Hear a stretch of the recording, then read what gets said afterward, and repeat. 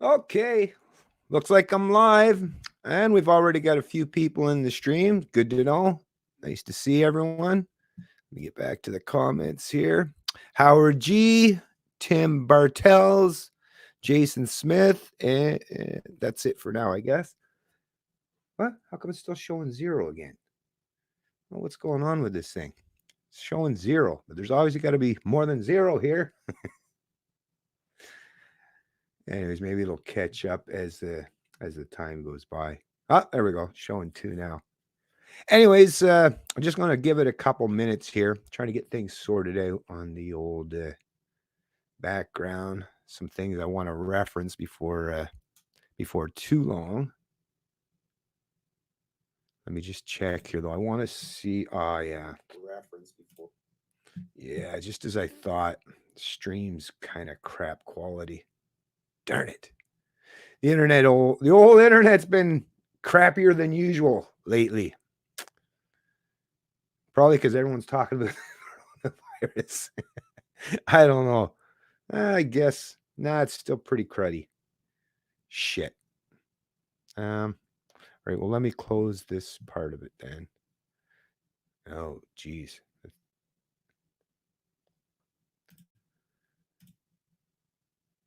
All right. Now it looks okay here for some reason, but when I open it up in the YouTube stream or a video in my YouTube channel, it looks pretty crappy quality. Let me see here.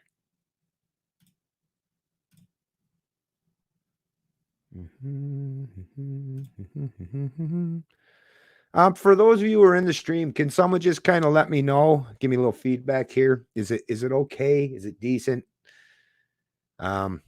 Is it lagging really bad? I mean, if it's pretty shitty to the point where it's hard to watch, there's something I might be able to do. I have a different router that I was using. I switched it up. The other one seems to I have to reset more often, but it seems that the quality is better. This one seems to run better. Don't have to reset it. Don't have as many issues with it, but it doesn't run as high as speeds. Although it's not like my internet's very high speed, anyways. Not my connection, not where I'm at currently. Yeah, the incompetence of our government. Yeah, no kidding there. Oh, and Tim, by the way, hey, Howard G. I already said that actually earlier on, but the topics are obviously borders, education, economics, and the coronavirus. And actually, that all perfectly ties in. That's the one thing I will say about this coronavirus, this COVID-19 virus that's out there now is people are going to have to really start to dig down and talk about these issues and think about them more critically now that something like this is happening, right? Oh, a lot of open border people are all of a sudden going to want to protect their borders, their personal spaces, right? Oh, what? I thought you didn't believe in borders, right? You're going to change your mind now, are you? Right? The minute there's a threat or that may be a potential threat for you, all of a sudden borders matter, right? This is the hilarious part is that it's just going to prove just how insane some of these people are with their concepts that they actually haven't thought about critically. It's the thing. I think about things. I go through enough of the up and down, back and forth, where I'm thinking that kind of makes sense. But like I say, you really have to dig down into the nuance of the topic to get to a better understanding of a position to take, right? But yeah, the topics today, like I say, so borders, education, economics, and how that all ties in with the coronavirus. Incompetence of our governments. Yeah, actually, since you brought that up, Jason, let's just dive right into it. No, but so there was this thing that came out of Maclean's today. Not that I'm a huge fan of Maclean's, but like I say, the reason why I reference CBC, people always say, why do you pay attention to CBC? Well, yeah, I'd like to know what people are saying, because first of all, even a broken clock is right twice a day, right? And it's always good to know what other people's perspective are, so you know what they're putting out there in terms of information. That's how I push back against it, right? That's literally how you do it. Is you got to know what they're saying in order to push back against it. If you don't know what they're saying, right? Anyways, but yeah, so this Maclean's, so in regards to the incompetence of the government, well, that actually, before I even get in this article, let me pull this up here. Oh yeah, the sharing of the screen. I might have to do some sharing of the screen here. Let's see. because I wanted to show the little chart that I made here.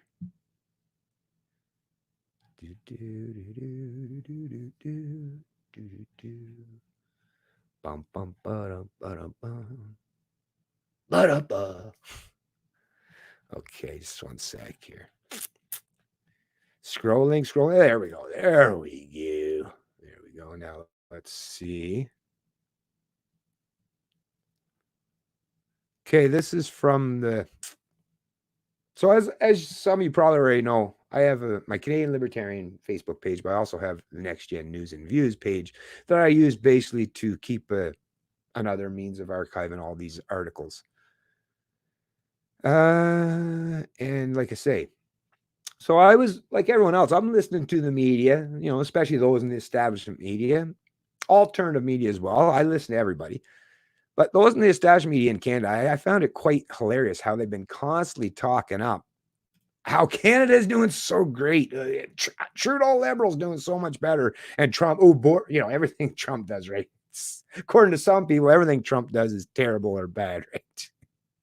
Like, they just love placing the blame on Trump for everything, all the ills of the world and society. It's all Trump's fault, right? Or at least that's what they wish. Be an easy scapegoat to use, I suppose, for the most incompetent among us.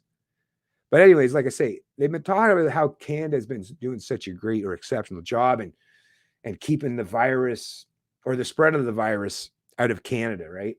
In reality, nothing could be further from the truth if you just delve down into the numbers, which is exactly what I did. I just didn't rely on the media, giving me an opinion. I said, let's find out if their opinion is actually objective, right? If it's actually true or false, or if there's maybe something in between that maybe we could expand upon that says it's neither true or false, but somewhere in the gray area, right? But no, actually it come out to be, as far as I'm concerned, when you're talking about the numbers anyways, it's a complete misrepresentation. So let me go back here. Like I said, I'm going to have to try to share the screen here.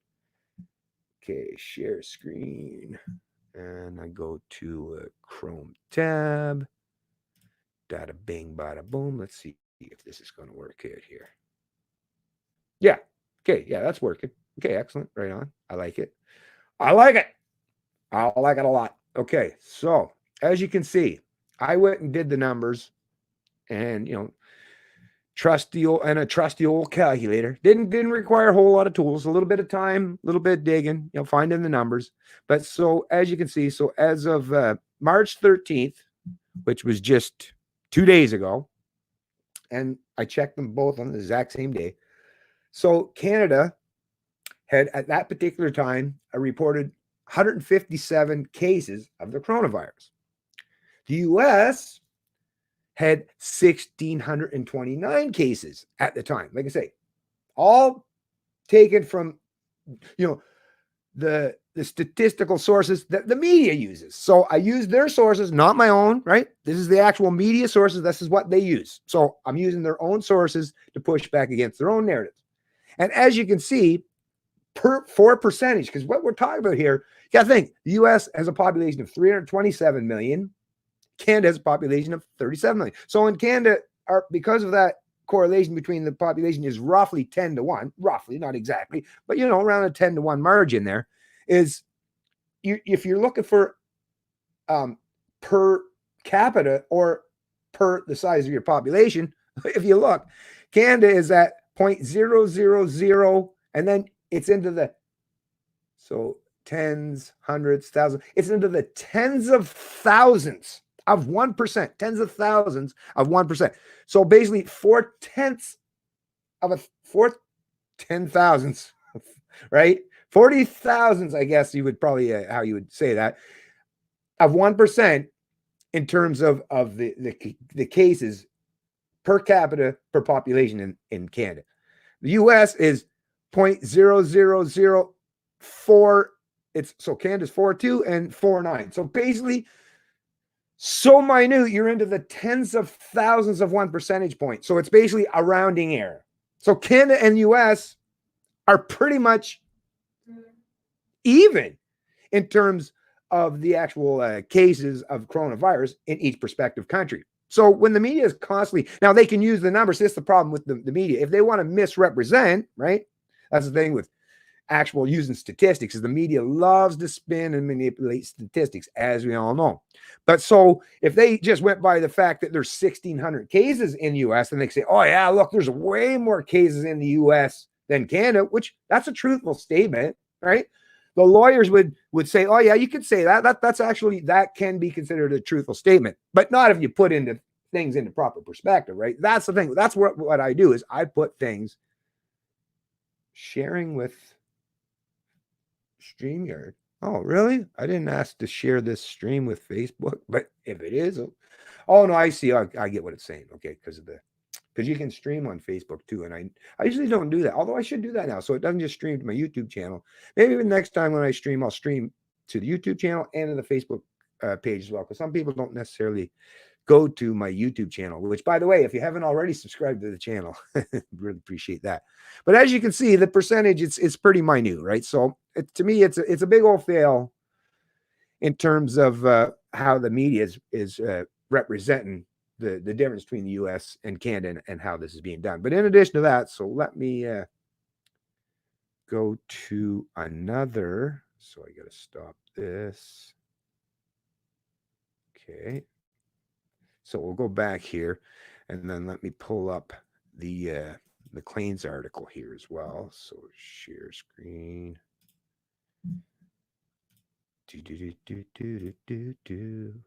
Okay.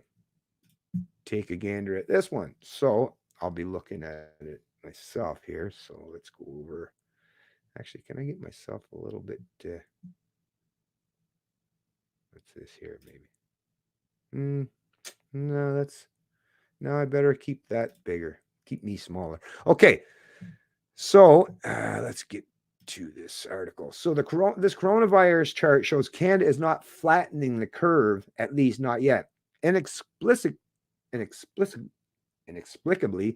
the federal government is not publishing national infection numbers in a way that allows us to see that much discussed curve. So we've done it for them. So kudos to Maclean's, or this Patricia Treble, who did do this. So as you can see, British Columbia, Alberta, Manitoba, and Ontario. Pretty small chart. I get it. Let me try to zoom that chart up a little bit here. My God, that's a small number. I'm having a hard time even seeing it. Anyways, let me scroll down here a little bit more. Flatten the curve is perfect shorthand to describe the effort being undertaken right now around the world to control the spread of COVID-19. The idea is that by social distancing, closing schools and museums, and sacrificing the mass gatherings that create a sense of community, countries can slow the increase in the number of cases and hopefully protect their medical system from being overwhelmed. South Korea has been able to do it, at least so far. So, like I say, according to this chart, this is just the confirmed cases, but as you can see, according to that chart, there is no slowdown or containment as the Trudeau. It looks like it's growing quite substantially. Now, back to this whole thing with social distancing. That makes total sense to me if you think about it, which is once again a very important thing when you're talking about borders. That's the point of borders, right? Is whether your personal borders, like your private borders in your own personal space, right? That's that social distancing, or on your private dwelling or your private property. Property rights are inherently important, and your ability to recognize borders and the importance that comes with that. Because like pretending that the whole world is just, oh yeah, we're just all kumbaya, there should be no borders at all, and everybody should be just able to travel freely. Well, right? This is just one example.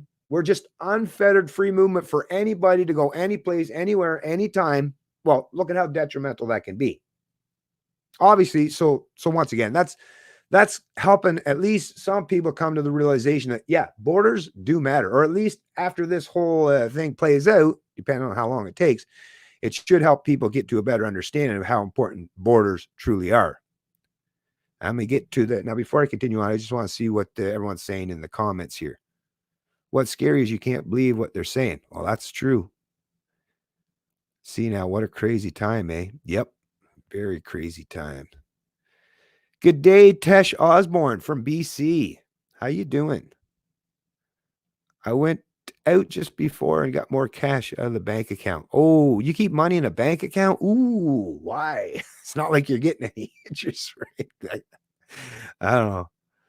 Yeah, I mean, back in the days when you could actually earn an interest rate that actually was above inflation, I could understand that. But right now, I mean, if I had any excess reserves of capital, it'd be in precious commodities, um, such as gold or silver, that are means at least that are going to retain not just your purchasing power, but not be devalued or deflated just from it sitting in your wallet or in your bank account. That's the thing. I wouldn't. Sorry, I mean that's just little advice, or at least not necessarily advice, but my own personal decisions. I wouldn't be keeping any money in no bank account today. Sorry, not going to happen. Especially after the bail-in regimes have been. I mean, if I had substantial money, right? Because I think the bail-in regimes are only going to be for people with over, I think, $100,000 or more. But still, I mean, if things get bad, they have written into the legislation in this country that, if you got in excess of $100,000 in your bank account, well, instead of doing a bailout, they'll do a bail-in, which is just to confiscate your reserves, your capital reserves that you're keeping in those bank accounts. So wait, like this would be probably a pretty good time, right? Because yeah, the government coffers they're going to be looking to plunder. As you can see, they're already with the stimulus already. I mean, I don't know how many generations we're at now in terms of economic plunder to pay for this shit, right? Because all these debts and deficits and the central banks stimulating the economy, and now with the Federal Reserve with QE4, what they do, print another $1.5 trillion, right? So yeah, future and success of generations. I mean, somebody's going to have to pay for all this. Otherwise, well, at that either that or at that time when the bill needs to be paid, right? The day of reckoning actually does finally come, and the can's been kicked down the road far enough. Well, who's going to be left to pay for it? Like I say, the unborn and future and successive generations. And meanwhile, when the time comes, they're going to be like, well, wait a minute. I didn't fucking ask for any of this stuff. I ain't paying for this. So, like I say, and then that's going to be the battle between those who are unwilling to pay for this intergenerational theft and those who are going to try to force or impose it upon the people through, like I say, taxation, because that's the way they impose it on you, is through taxation. Now, if there's, a myriad of blockchain crypto type currencies where you can use as a safe haven where central planners can't get access to your funds, you might be able to push back against that. Like I say, I'm still holding out hope that there's going to be a lot of tools that are going to benefit us who want to protect our assets. Not like I have much, but from these central planners. So it depends how that plays out. But yeah, as it is right now, they're trying to stimulate, and think about it, getting everybody buying a bunch of this. And the media is the way they're going too is the media is talking about, oh, don't get all panicky. But meanwhile, who's getting everyone panicky, right? It's the people in the fucking media that's causing the most panic. But yet, one side of the mouth, they're saying, oh, watch out, the coronavirus is coming. Ooh, scary, scary. Ooh. And then they're saying, but don't panic. Wait a minute. Well, why are you getting this so hyped up, and why are you making it such a panicky type of situation if you don't want us to panic? It's like, come on, be reasonable, be realistic, right? Oh, let me take this article back off here, because let me see, because basically it's just official federal website notes that the number of confirmed cases jumped. I wanted to update my story from McLean's. On advice requires to deal with the virus. The cumulative total of confirmed cases was 153 on March 12th. See, confirmation. Actually, I had 157, so it must have been later in the day when I got that number. But see, now it stands at 193. This got me curious. What does the curve look like in Canada? How quickly is it? There's nothing.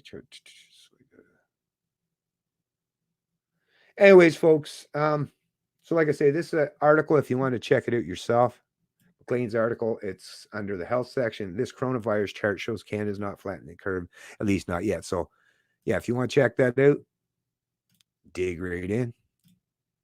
I'm just gonna, like I say, get back and check some of the comments in the chat. Seems good. Oh, thanks for so you're saying that my stream's looking okay, I guess. That's what that is, Jason. Thanks. Thank you. Appreciate that. hoping that when my disability comes in during the 4th week of the month, that the huggers left us something. Yeah. Yeah. Oh, they'll just print, like I say, they can just print money for now. For now, like I say, I'm not too overly panicked that, like we're living in a complete Ponzi scheme here now. And the central planners have a lot of tools at their disposal. It will run out eventually, like I say, but for now, don't get too panicky in terms of if there's going to be any money left, because they'll just print that shit up. Like we're functioning in the world of monopoly money, right? Sure, it'll destroy the Persian power and it'll cause a lot of inflation later, like down the road, right? A lot of pain come down the road, but for now, oh yeah, they'll just paint it over. It's just like it's just like the person that's massively indebted up to their eyeballs, right? Layoff on their jobs coming off in a month. They've been warned they're going to be laid off in a couple months, but for now, hey, they got like what 4 or 5 credit cards. Hey, you can live still fine even with all those potential hazards to your economic bottom line or health. You can still play that extended pretend game, right? And that's what the big government's all about these days. I don't believe any of talking heads on the brainwashing TV. Well, that's the biggest problem, right? Is they've caused so many people to be disenfranchised with them because they've manipulated, they've lied, and they've distorted the truth so many different times. They've cried wolf so many times, right? And they use these political divisive narratives on a continuum. So no wonder people don't trust them. I mean, trust in establishment, not just media. I mean, even these hacks in the established media have had to report on the fact, and it must be really tough for them to have to do. They've had to report on the fact that Canadians, and not just Canadians, like most Westerners these days, do not have any trust or faith in any of their institutions, not the media, not the education centers, right? Not the politicians, right?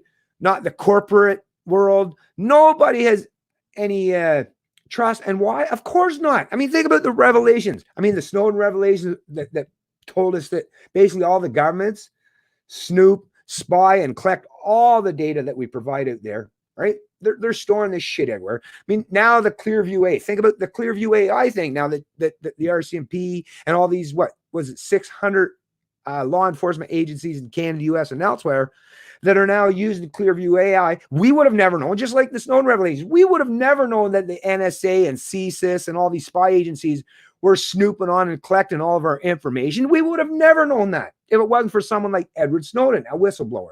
Just like with the whistleblower that told us about, that hacked into Clearview AI and saw that on their client list or customer list, oh, it's all these law enforcement agencies. Right? We would have never learned any of that if it wasn't for the fact that a hacker told us that. So obviously none of these institutions, none of these investigative journalists, none of them have done anything. Like, think about it. The New York Times didn't do shit. The Washington Post didn't do shit. The Guardian in the UK didn't do shit. The CBC didn't do shit. CTV didn't do shit. Globe Mail didn't do shit. Nobody did shit to inform us about this. It took one man to tell us about all the ways that the government is spying and snooping on everything we do. That one man was Edward Snowden. That's now, basically holed up in Russia, right? Because he had to flee, he had to leave, fear for his life, of course, because how dare you tell people the truth? Yeah, I know all about that. Don't dare tell people the truth because you're on the hit list once you do. But think about it, Edward Snowden. Just like now with this Clearview AI and the fact that they basically stole those three, because none of us agreed to give Clearview AI those 3 billion pictures, right? Nobody said that when you signed up with Facebook and you uploaded a picture of yourself or you and your wife, you know fucking damn well you didn't say, oh yeah, no, that's cool. You can just sell this off or give this to some third party that's going to use that to build up a database for facial recognition software to create a whole new dystopian Orwellian world where law enforcement can use it to supposedly, investigate crimes, right? No. You never agreed to any of that shit. And like I said, you would have never known about any of this if it wasn't for that one hacker, one person. So when people say, oh, what can I do? I'm just one person. Well, Edward Snowden's got an answer for you. That hacker's got an answer for you. I'm just one man. I've got an answer for you. I can, like I say, no one in the media would ever challenge me to anything, which just goes to tell you. I mean, if they thought they could put someone like me, down and make me look like an idiot, they want to bring me on their media outlets and challenge me, right? That'll never fucking happen. Why? Because they know I'm one guy, but I got a lot of power. Why? Because I got a lot of knowledge. I got a lot of information rolling around up here that they wouldn't be able to debunk. And like I say, I know how to play their stupid games because I've watched their stupid games for so long. And I've learned how to play the same games with them, right? They want to keep repeating and regurgitating their talking points. Well, you got to do the exact same. You know, if you get someone whispering in one ear telling you one thing, well, you better be someone on the other side, at least giving them a different perspective. Although that's the thing. I'm not just offering a perspective, I'm offering the truth, which makes it even more of a powerful message. But yeah, one person can do a lot. Never underestimate the power of one person or one individual. That's a wrong way to look at things. And like I say, we would have never known about this stuff if it wasn't for these individuals. Tommy Gunn, what we got here? Virus designed to attack the elderly and collapse the economy. Video is good on my end. Oh, thanks, Tommy Gunn. Appreciate that. Well, I mean, I don't like. Listen, one thing I won't do is get into speculating about things that I just have no idea about. But what I will say, let me just bring this up again, because this was something I found really, really, really.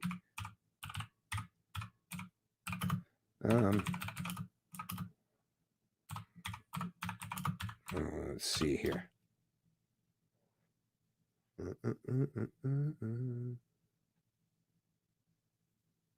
Okay.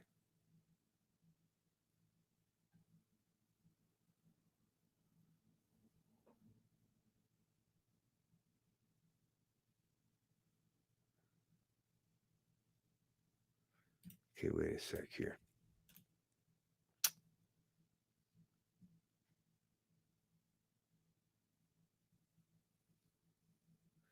No, that's not it. Oh, I think I know. I got to add something else.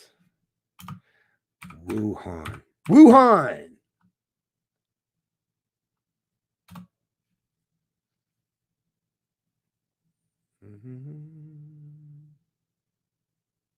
Where the hell is it?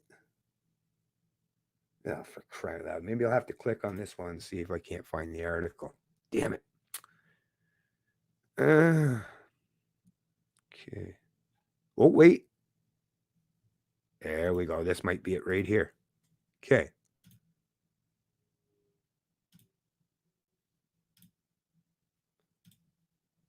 Yeah, there we go. Okay, so let me pull this stuff up here. Okay. So check this out, folks. I don't know if you all seen this one. Y'all, I don't know if y'all seen this or not, but check this out. Okay, let me do this old screen sharing. Tangamajigger again there, bye. Okay, where are we at here? Chinese researcher. There we go. Yeah, check this shit out. I didn't make this up, right? Nope. This was reported on by CB. Oh, sorry, I got to take your comment off the screen. Tommy Gunn. Tommy Gunn. Tommy Gunn. Tommy Gunn. Let me get back up there now. I lost. Here we go.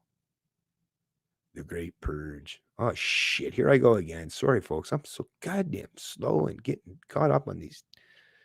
Jesus. Wow, you guys are quick on the comments. Oh, hey, I guess I got to check out some of your comments here. Yeah, some great stuff here. Let me, oh, damn it. I got to get up here. Oh, there we go. Yeah, I'm getting, don't worry, folks. I'm going to get back to reading those comments. I see some great ones in there. But, anyways, check this shit out, right? Chinese researcher escorted from infectious disease lab amid RCMP investigation, right? Wait, what? Public Health Agency of Canada describes it as a possible policy breach, no risk to Canadian public. Oh, why? Because it was going over to China? Oh, not right now, anyways. No imminent threat right now because this lady went back to Wuhan. It's like, what the hell? I mean, just think about this. Like I say, it's right here. But yeah, here's the hilarious part. Well, actually, let me read this a little bit here. So a researcher with ties to China was recently escorted of the National Microbiology. I got to put this up here. My eyes aren't as good as they are. And I don't want to put the glass on. I'm kind of geeky with glasses only. In Winnipeg, amid an RCMP investigation into what's being described as a possible policy breach, Dr. Zhang Gu Kui, her husband, Kading Chang, and an unknown number of her students from China were removed from Canada's only level 4 lab on July 5th, CBC News has learned. A level 4 virology facility is a lab equipped to work with the most serious and deadly human and animal diseases, right? Sorry. That makes the Arlington Street Lab one of only a handful in North America capable of handling pathogens requiring the highest level of containment, such as Ebola, right? Security access for the couple and the Chinese students was revoked, according to a source who worked at the lab and do not want to be identified because they fear consequences for speaking out. So once again, one person, fucking thank God for these people, these whistleblowers that give us this kind of information, right? Like I say, come on, the power of one, yeah, pretty powerful, folks. Don't ever, like I say, don't underestimate the power of a person. Sources say this comes several months after IT specialists for the NML entered Q's office after hours and replaced her computer. Her regular trips to China also started being denied. At meetings on July 8th, NML staff were told the researchers are on leave for an unknown period of time. They were told not to commute with them.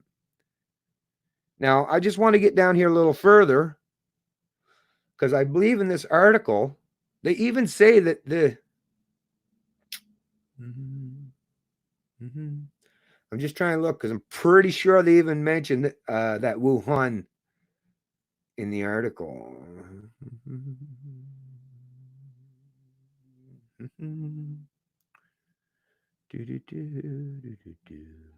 Okay, we can assume Canadians are absolutely...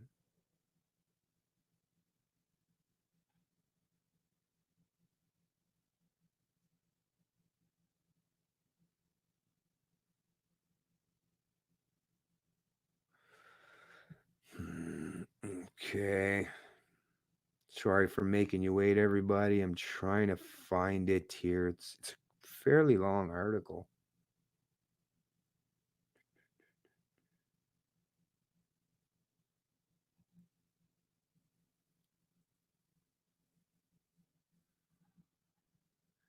All right. I don't know. Maybe I scrolled by it or maybe it was a different article.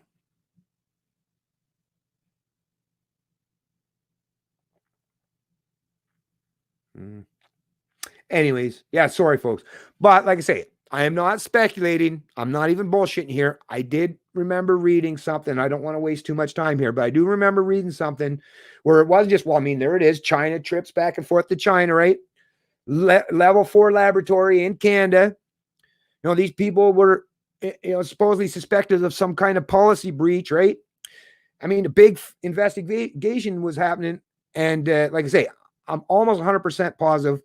Like I say, without giving you the 100% proof, though, I will never do anything unless I have 100% proof. But I'm telling you right now that was it, the province or whatever in China, Wuhan or whatever it is. Yeah, that was even included in this information regarding this Winnipeg facility. So right. So if someone like myself or anyone else brought up, well, hey, would this have anything to do with the outbreak that came from China, right? This coronavirus that just popped up out of nowhere, right? Would this have anything to do with it? Now, if someone suggested as such, well, it would only make sense because, I mean, just a common sense approach. If you read this article, be like, geez, that's kind of, that piqued my curiosity. That seems strange. Shouldn't we be investigating that? But no. Here's the thing. Check this out. Check this shit out. Like I said, crazy stuff, folks. Nothing to see here. Move along. That's what they're thinking. That's their thinking. So let's show one more time. Online. It's called online. So check this. Here's an article. Right? Not too long after the fact. Right? This is crazy. This was January 27, 2020. CBC. So CBC reported on it originally. As you've seen, that was a CBC article. And now there's CBC different contributors, but it's out of Manitoba as well. These contributors, Karen Pauls and Jeff Yates here. But look, what's it saying?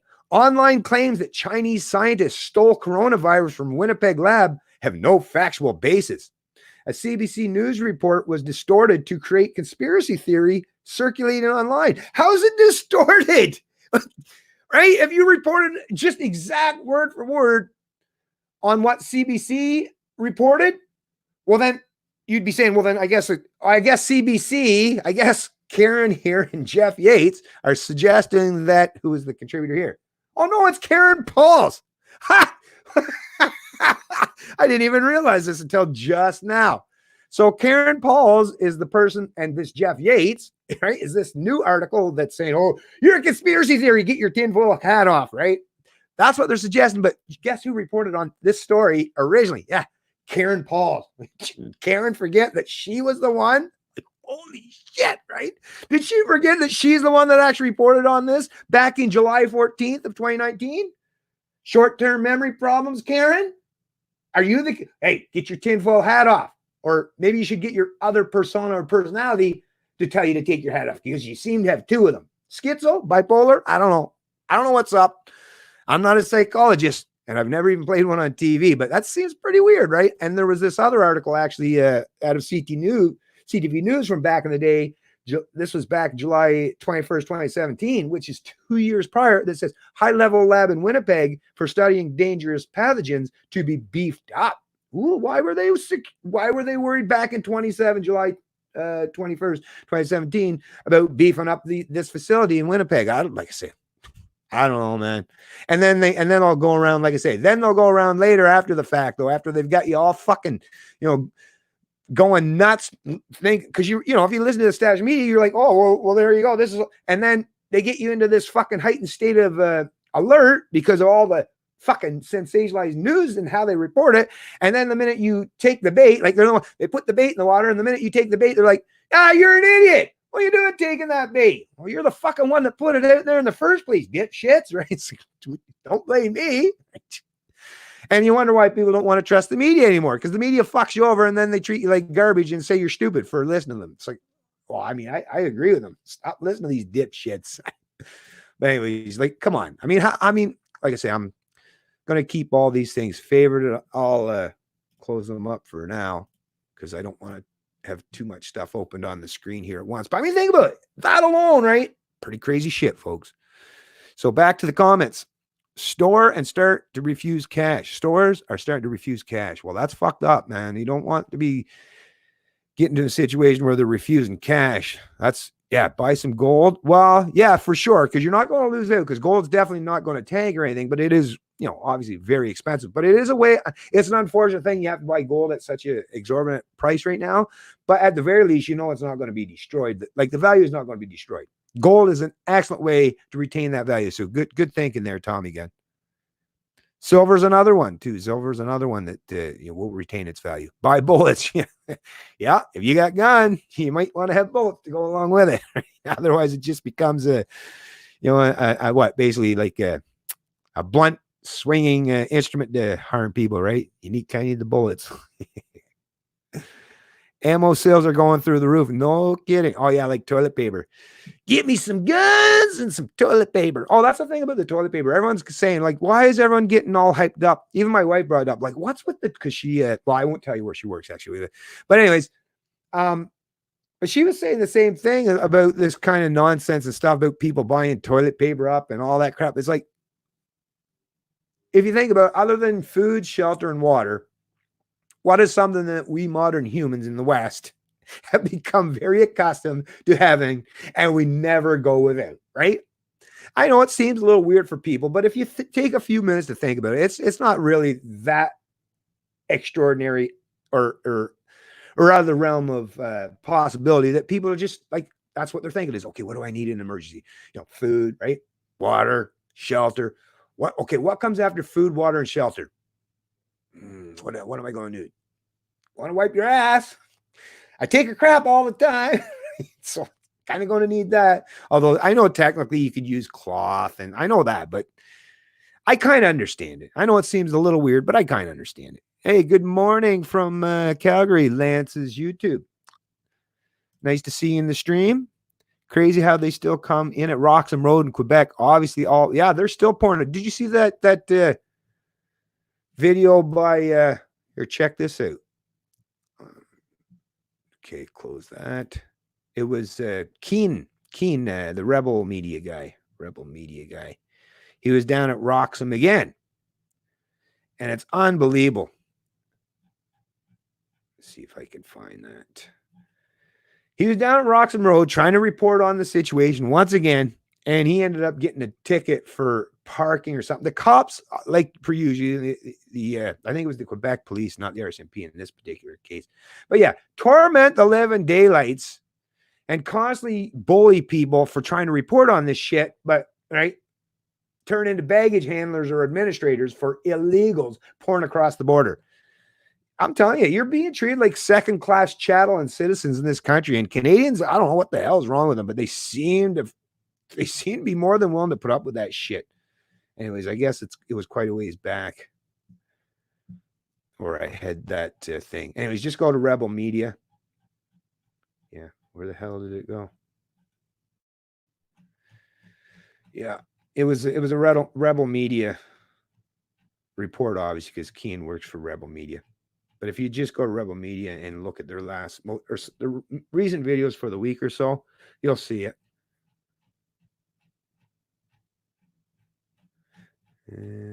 Oh, there it is. There it is. There it is. Yeah, it's called Pulled Over on Roxham Road. Like I say, it's a Rebel reporter Kean. Pulled Over on Roxham Road. Check that video. Fucking, it's just, yeah, that shit just, it pisses me off, right? We should blockade Roxham Road and support. Yeah. Yeah. Right? I mean, that's a perfect thing. You're not going to be disrupting anything other than illegal activity, right? If you create a human barrier in that, and where they're crossing there, other than, guess what? You would find out right quickly that those RCMP or those CBSA, the Canadian Border Service Agency, they'd be coming after you for doing their jobs for them, right? For free. They would be treating you as the criminal instead, which just goes to show all these people that, you know, pump up this ultra nationalist bullshit and know we're all one big happy family. That's why I don't play that stupid game, because we're not. We're really fucking not, right? There's a lot of white people in this country that'll treat you like garbage, right? So don't play the race game. It just seems super lame. I like your candor. Oh, thanks, Healer, Elma Bay, FPV. I know what you can get tough, but keep up the great videos. Have a great day. Well, thank you very much. I really appreciate that. FPV. FPV. I like your candor. I know what you can get tough. Well, thank you. Like I say, appreciate that. It's part of the reason we haven't seen what's going on here. Okay.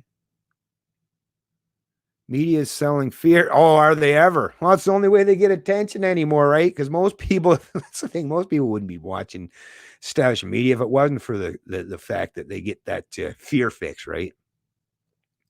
Which is why I don't get nearly as many views. I don't play the fear crap. I mean, look at how late I am to even talk about the coronavirus. Why? And you think I don't know early on, oh, you better get in and start talking about this stuff so you can get lots of views. Whatever. If people only want to watch just for the sensationalism of it all, let them get their fix elsewhere. Like I say, I care about ideas more than that nonsense. People here in Vancouver Island are not freaking out, being pretty cool about the whole thing. Well, that's good to know, Dan. Good to know for sure. Hey, Rika. Good morning, everyone. Nice to see Rika in the chat. We won't get the numbers. They treat us like kids. Yeah. Oh, yeah. Yeah. Yeah. Full-grown adults, and we're treated like basically like children, right? It's unfreaking real, man. But a lot of Canadians like being treated like adolescents. I mean, come on. They need big government constantly. It's like, oh, we need government for this. We need government for this. Need government for this. It's like being a kid saying, I need my mommy. I need my daddy. I need my, but what would I do without my mommy or daddy? It's like, oh my God, grow the fuck up a little bit, just a little bit, right? Government controls supply lines, media pumps fear. Curfew will follow, then the War Measures Act will be revoked. Well, I mean, that's still always a possibility, Tommy. That is always a possibility. But once again, I don't get into the speculation game because, I mean, it's just so many ways you can be proven right or wrong. It very well may be what they do. Children of the state. Children of the state. Instead of children of the corn, right? Don't forget the LCBO. Yeah. Stock up on alcohol. Quickly, everybody. Right? Actually, the LCBO is, especially in Ontario. Well, that's where the LCBO is when I was there. Man, apparently they don't even, you can just actually don't, like us fools like myself, when they're not pay for my alcohol. Meanwhile, they were told that if someone comes in and steal alcohol, no, don't stop them, or don't try to prevent them from doing so. Just let them. Well, I guess, when you're a government fucking agency that doesn't have to worry about the profit margin, right? And to stay in business. And I suppose you could take that mentality or that attitude, but what a freaking fail that is. It's a little worse than the flu. That's it, people. They're crashing the stock markets and making you, the everyday citizen, panic and spend what money you do have on supplies. Now, well, yeah, this is, if you think about it, economically, because that was another thing we're going to tie into. Here's borders, education, economics, right? Yeah, on the economic side of it, yeah. The fourth quarter of last year was already at flat growth. And I'm pretty sure they suspected, based on the oil price collapse and such, or just the fact that, the economies aren't doing nearly as good because, the effects of quantitative easing or the stimulus programs that were put in place prior to that, the effects were wearing off. And most of the people that got those gains were people, like I say, the central planners, the elites anyways. Those of us that got the gains, we didn't get the gains, we got the losses. Because by the time that money trickles down to us, the inflation rates are exorbitant to the point where you're losing out, like I say.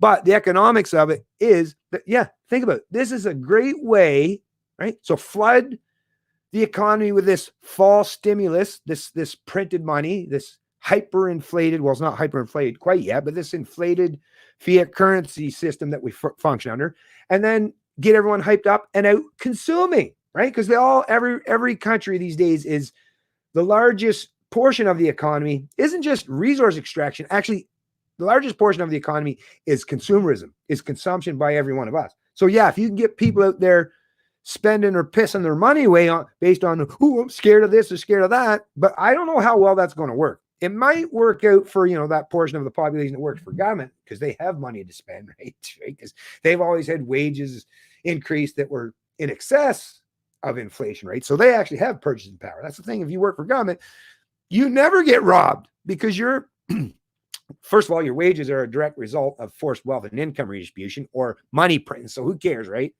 But with your big public sector unions and all that, you're always doing well. So those people, they might be able to stimulate them, which they do have some purchasing power and some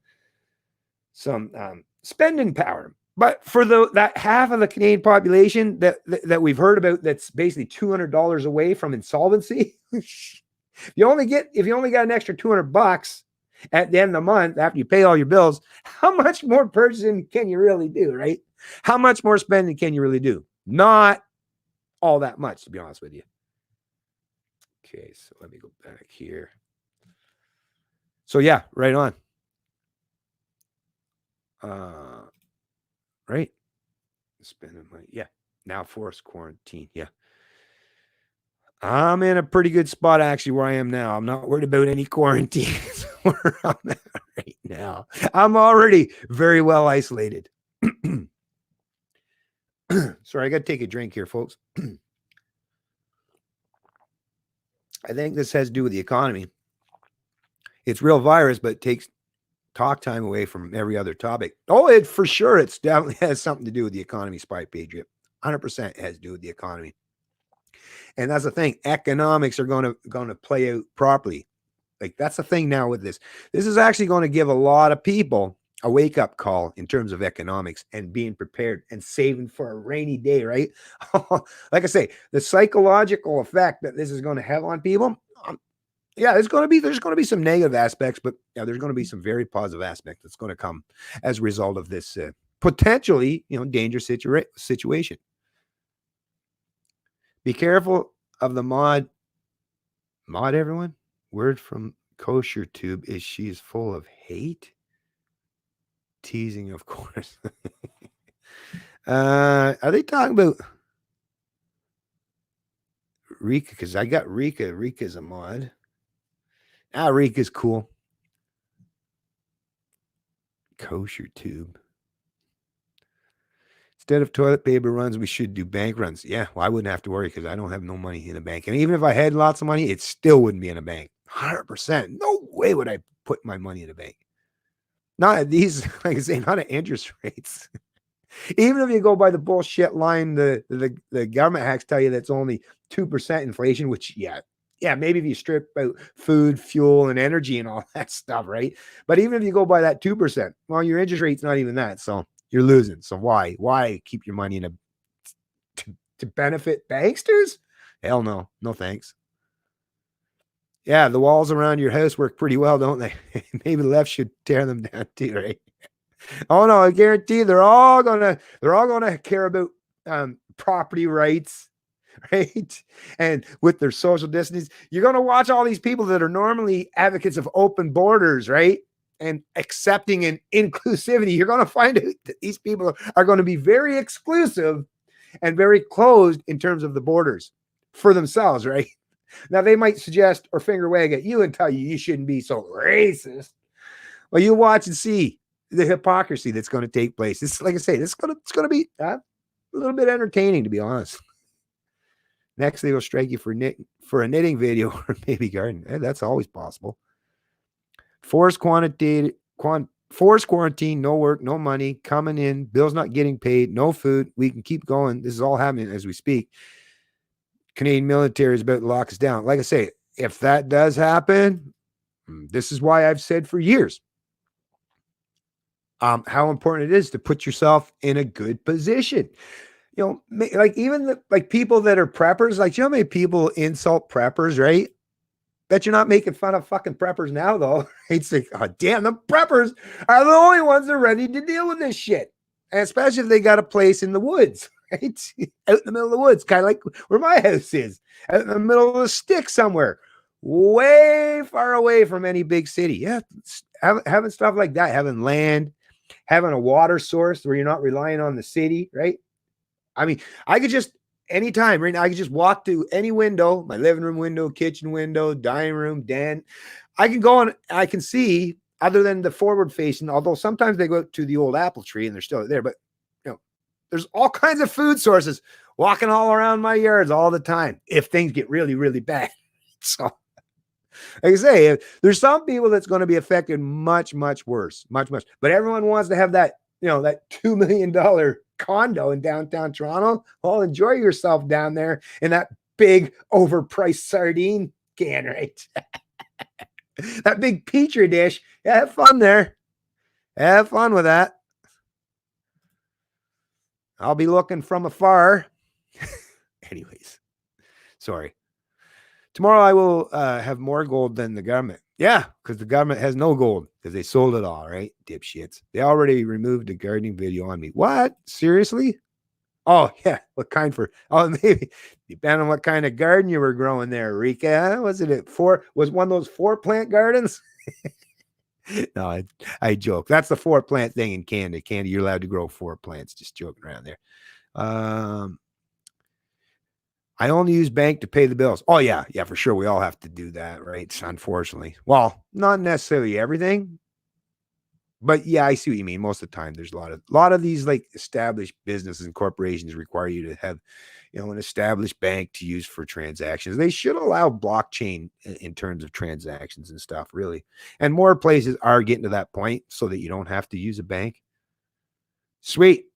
I buy gold, silver, bought small amount of silver Friday. Oh, by the way, folks, sorry. Before I continue on, actually, I should make a quick announcement here. This is actually very interesting. I'm going to have a conversation with a gentleman. It's part of a group actually that reached out to me through email. I don't even know. I didn't ask them how they found me, but I don't think it was through ThinkSpot. They just said that they're fans of my Canadian Libertarian YouTube channel. So maybe it's just that they watch my channel. Anyway, they reached out to me, and it's AGX Media, and it's load. Boy, let's see here. Let me pull this up here. Let me pull this up for you so I can get this right. But we're going to be having a conversation. Okay, I'll tell you what it is here. Just one sec.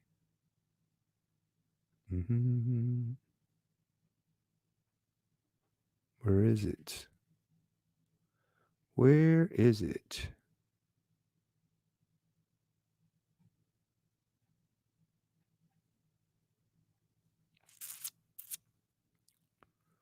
All right, for crying out loud.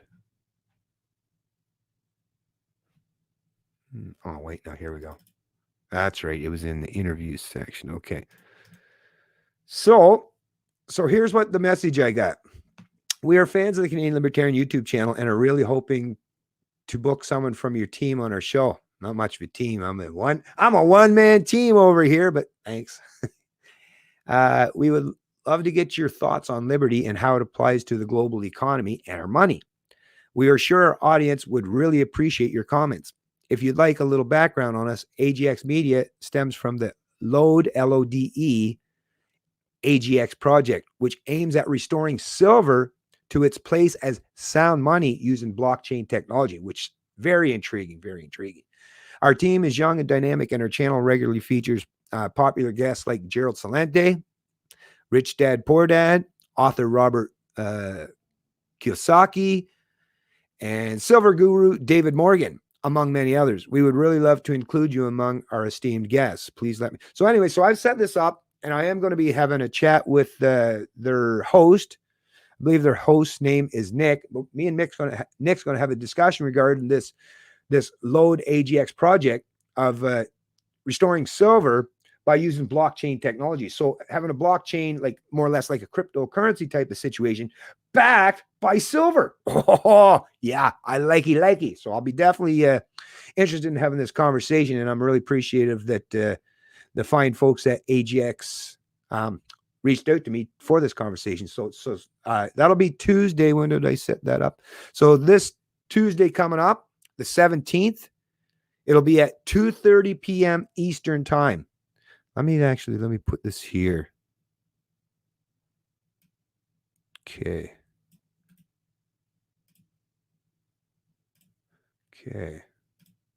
Oh, let me close that. Close that. Close that. So let me put this in here as a comment. Oh, actually, I could do it as a banner. Yeah, let me do it as a banner. I'll do it as a banner. Add banner. So Tuesday the 17th, 2:30 p.m. Eastern time. Like I say, I'm going to be having a conversation with that AGX Media regarding this initiative of cryptocurrency backed by silver. Very, very intriguing. Very intriguing, like I say. Rebate check now. There will be no pensions. Oh, and how to raise for the vaccine Wuhan technology. There will be no pensions. Oh, well, pensions. That's one thing I will say, Chris, is I have never relied on a pension. Like I've known for a long time that, yeah, like I said, that's a Ponzi, that's a pyramid scheme where they're trying to line up more and more people at the bottom, right, to pay for the baby boomers predominantly. That's moving off into retirement to keep this scheme going. But like when that big cohort of boomers start really moving in and sucking up or vacuum up all that, those resources, those economic resources, yeah, there's not going to be anything left. It's going to completely blow that completely out of the water. So yeah, I'm not relying on it. I'm relying on what human beings have always done, right? Family. That's what family is for. We take care of each other when they're like, as parents, we raise our children, and the way it should be is on the flip side of that, when we're too old and frail and we require help, right? We do it for our kids for 18 years. So let's say you're 65 and for a guy, you're probably not going to live beyond 85 for the most part. Hey, there's those extra 18 to 20 years that your kids can help reciprocate and pay back and help take care of you in those later times in life, right? And that's the thing with having an extended family and multiple generations is we don't have to rely on one person. We can help each other. That's the beautiful thing. That's how humanity has been throughout most of human history. We didn't have to rely on government pensions, right? No. So getting back to the basics, well, it'll be okay for people who still have a decent relationship with their family. Those who don't, well, those are the ones that are relying on government. Those are the people that are going to be in trouble. If you're relying on government, yeah, you're going to be in trouble. Toilet paper hoarding is the indicator on how the public will react. Yeah, that's true. Oh, yeah. Oh, it definitely says a lot for sure, right? And that's just one tiny little thing. Oh, yeah, wait till things get bad. That's why, like I say, be prepared, folks. Be prepared. I don't even have cable TV and cannot hear about. Oh, really? Well, I don't have cable TV, but I still hear about it, obviously, because I pay attention to all the media so I can report on all the bullshit that they report on. Did you mention the unmentionable people or something in the gardening video? Was it for hate speech too? The unmentionable people. I don't know why you guys worry about that stuff. It's so foolish. We're all just individuals at the end of the day, folks. Point to individuals, not groups. Individuals are bad. Not saying groups can't be bad, but it'd be certain individuals, right?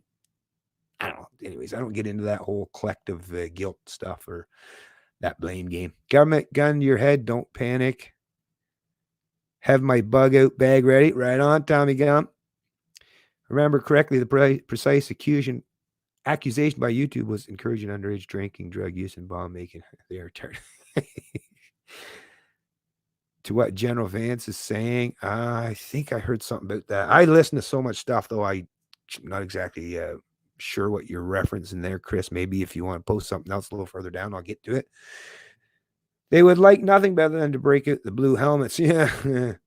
Fruto and his criminal government needs to be terminated. No confidence vote. Yeah, well, yeah, like, but that's the thing. You and I believe that. Hey, Won Modi, I'm with you there, but we live in a democracy. And in this democracy, the plurality, because that's all you need in a first past the post democracy such as Canada, is the plurality said that they wanted Trudeau back because he's willing to plunder you and I to pay off these people, which is why they vote for him, right? To keep the gravy train going. That's the thing. In a democracy, you and I, as the minority, well, you can hope, wish, and pray and do whatever you want, but you live in a democracy. Unfortunately, this is the problem with big government. Once you get in a democracy, I mean, like, how many memes have I shared and people in past history that have warned us about this? Once you've allowed government to grow this big, where people recognize that they can use government to steal and plunder everyone else, well, that's what, then everyone's like, oh, let's do it, except for a small minority of people that stay principled and moral and ethical. But when people realize that there's a free-for-all, well, look at where they gravitate to, which is why you never allow them to have that to gravitate to. Remove big government, and then you removed the most pressing, or should I say oppressing entity that could possibly exist. Doesn't mean that you're going to remove any threats entirely, but you're definitely removing the biggest threat.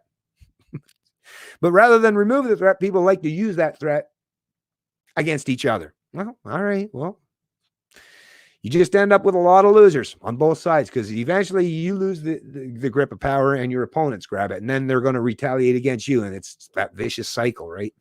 Which brings you back, which takes you ultimately to a revolution. Then you go through another insane cycle of death, devastation, and destruction, and then you're right back at the same starting point. Yay! Not. Okay, let's get down here, Bennett. We got to get down here. They want to eliminate physical currency.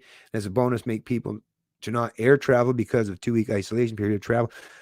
We expect. Oh, speaking of air travel, White Lightning, think about this, right? Wow, look at how great of a job we're doing at reducing their carbon footprint. Well, because nobody's flying. Well, still flying. Actually, there was an article I was reading to keep their place. Some of these places, they're trying to talk about, oh, they got to be environmentally friendly, right? But some of these airlines are keeping planes flying, even with no passengers on, just so they could keep their place in line or whatever they were doing. I was reading I think that was the Foundation for Economic Education that reported on that, if I remember correctly. But there's some crazy shit. But I mean, there's definitely going to be reduced, and no carbon tax involved, right? Don't need a carbon tax. Hey, Trudeau, you can get rid of that stupid ass fucking carbon tax, because you're going to see that we're going to have a much smaller carbon footprint now, right? Definitely after this shit. So, yeah, just another layer. Like I say, where they're going to benefit. That's the thing. They're going to get the benefit they want. It's going to come through a lot of economic pain and hardships. So I guess they're going to get what they want regardless, right? Wow. Crazy. There are plenty of channels glorifying all those things. They are connected, and your ideas are considered. Hey, Gato, what's going on, buddy?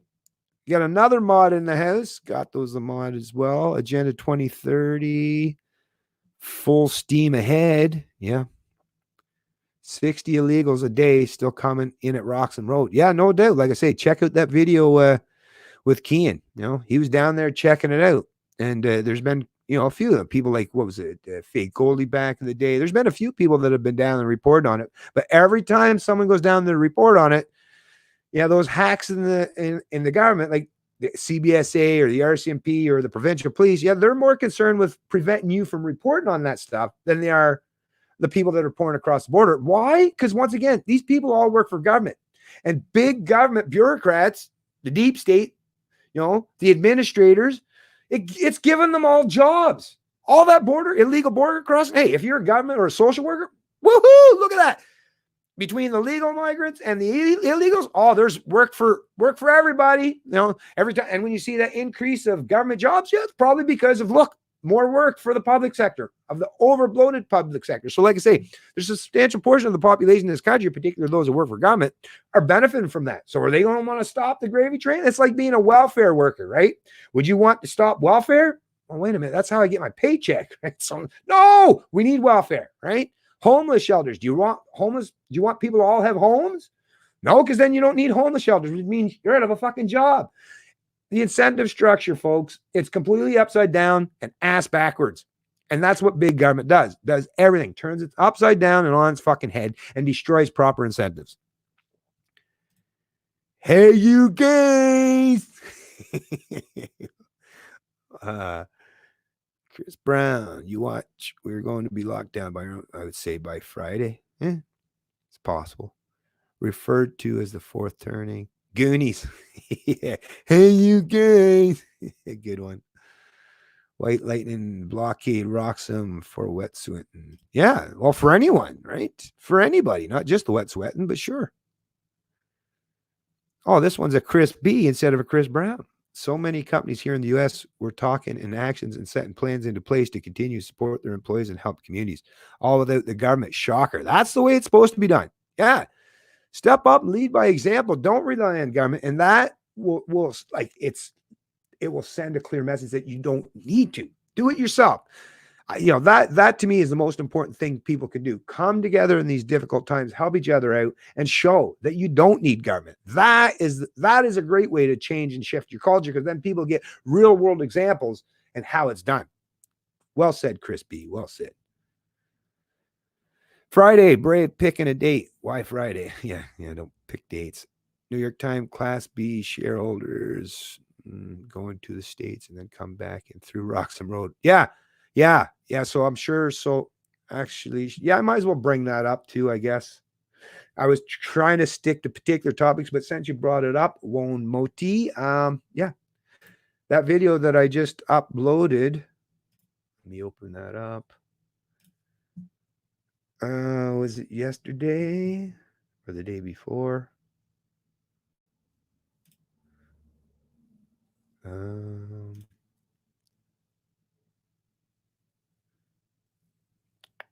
Oh yeah, whistleblower. It's called Whistleblower Reveals Asylum Claimants Gets 20 years. Asylum claimants get 20 years free healthcare and more. So yeah, if you read that article, and it's a longer article, but I made sure I read the entire thing, so you got the entire breadth of the information, and it's all, like I say, it's all on screen so that I can archive this stuff, because these people are going to be held to account at some point in time. At some point in time, the day of reckoning is going to have to come. And it's very important to keep this kind of information archived and on record, which is what I do on a continued basis.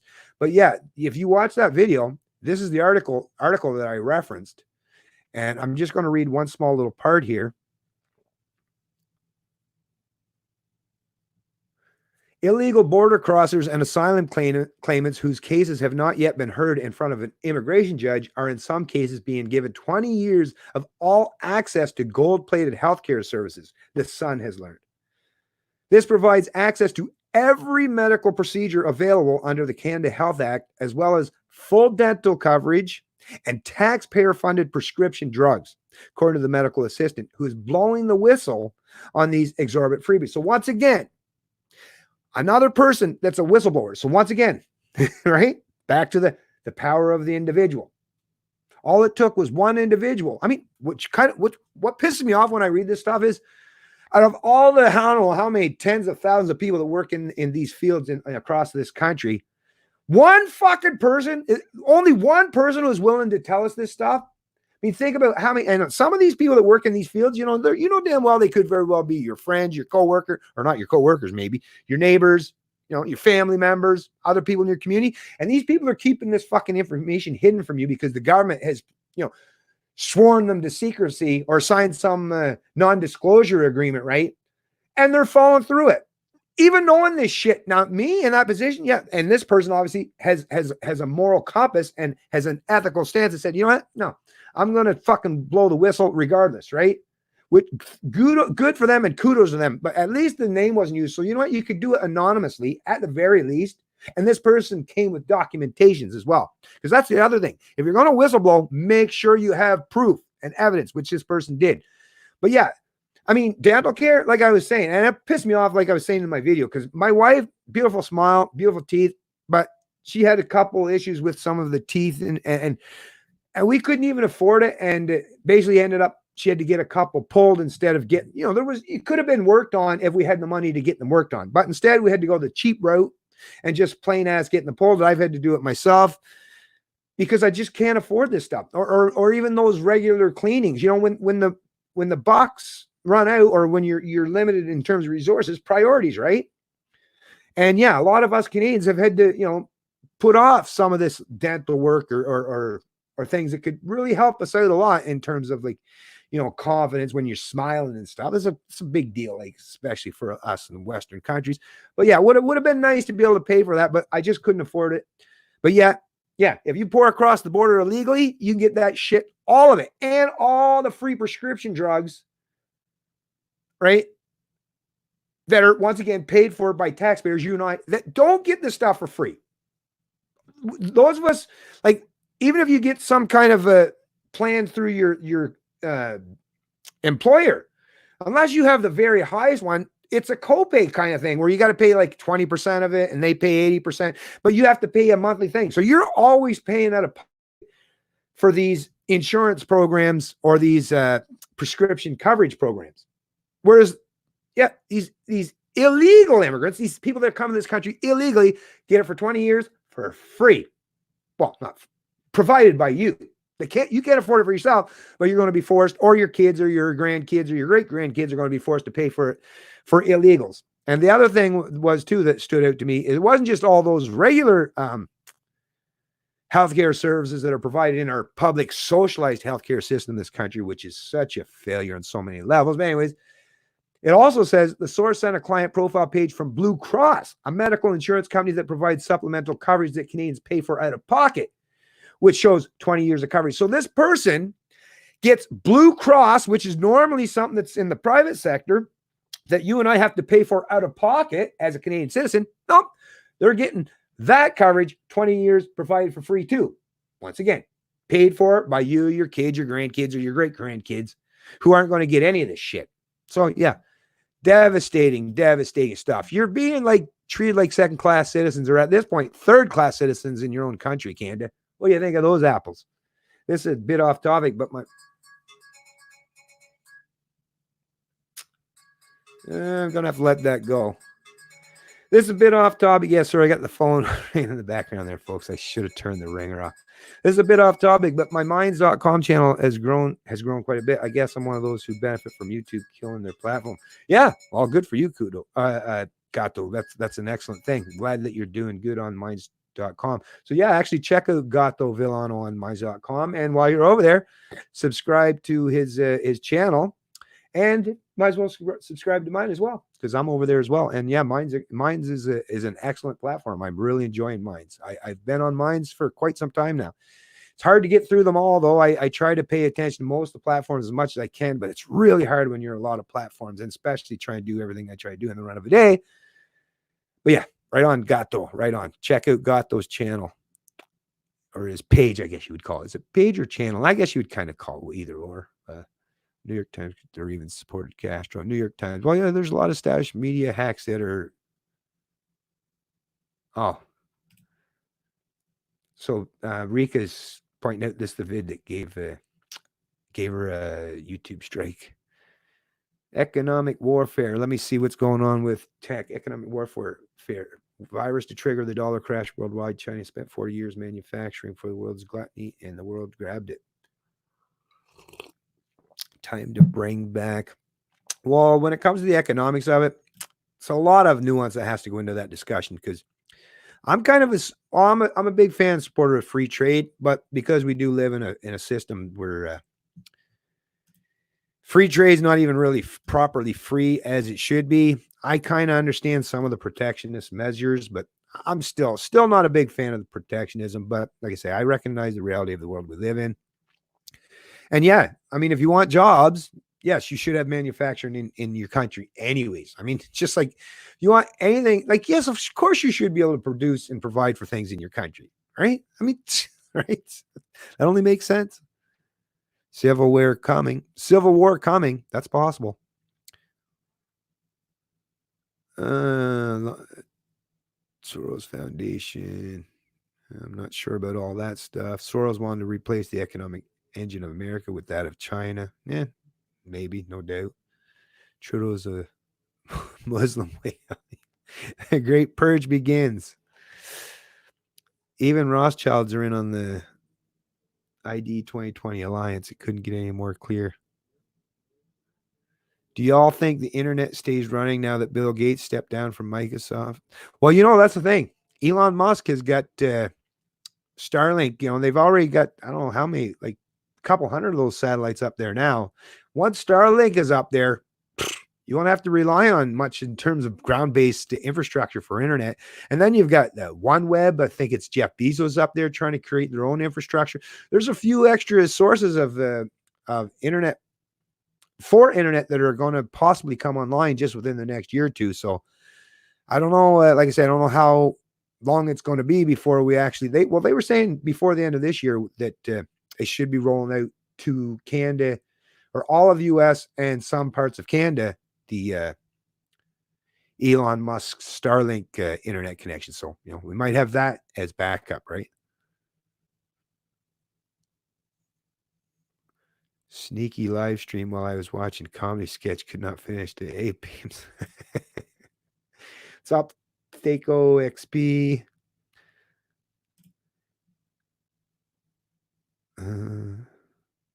Never give up your guns. Yes, of course, never give up. Never give up your potential to defend yourself. That's right. Skynet, social credit, please. Yeah, it's pretty crazy stuff, right? Or we take back control so easily. We are mad we didn't do it. Listen, it can be done. And once it's done, it'll be like, how the hell? Why didn't we do this earlier? That's the crazy thing. It's just trying to get people off their guff, right? Off their duff or whatever. Yeah. Just a bunch of dorks playing. When's the last time you planted something? Actually, wasn't too long ago. Last spring. Oh, that's between the. Okay, let's see here. Okay, I got to scroll down these comments faster here.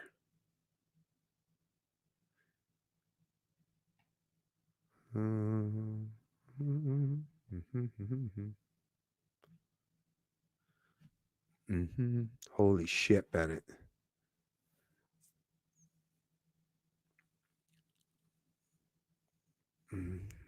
Buses, trains, all jobs are government jobs in communism. Yeah, pretty much. Well, even when you're not working for the government still controls every aspect of your, like, the rules and regulations, right? Taxation. I mean, there's so much control the government still has over you, even if you're not working for government.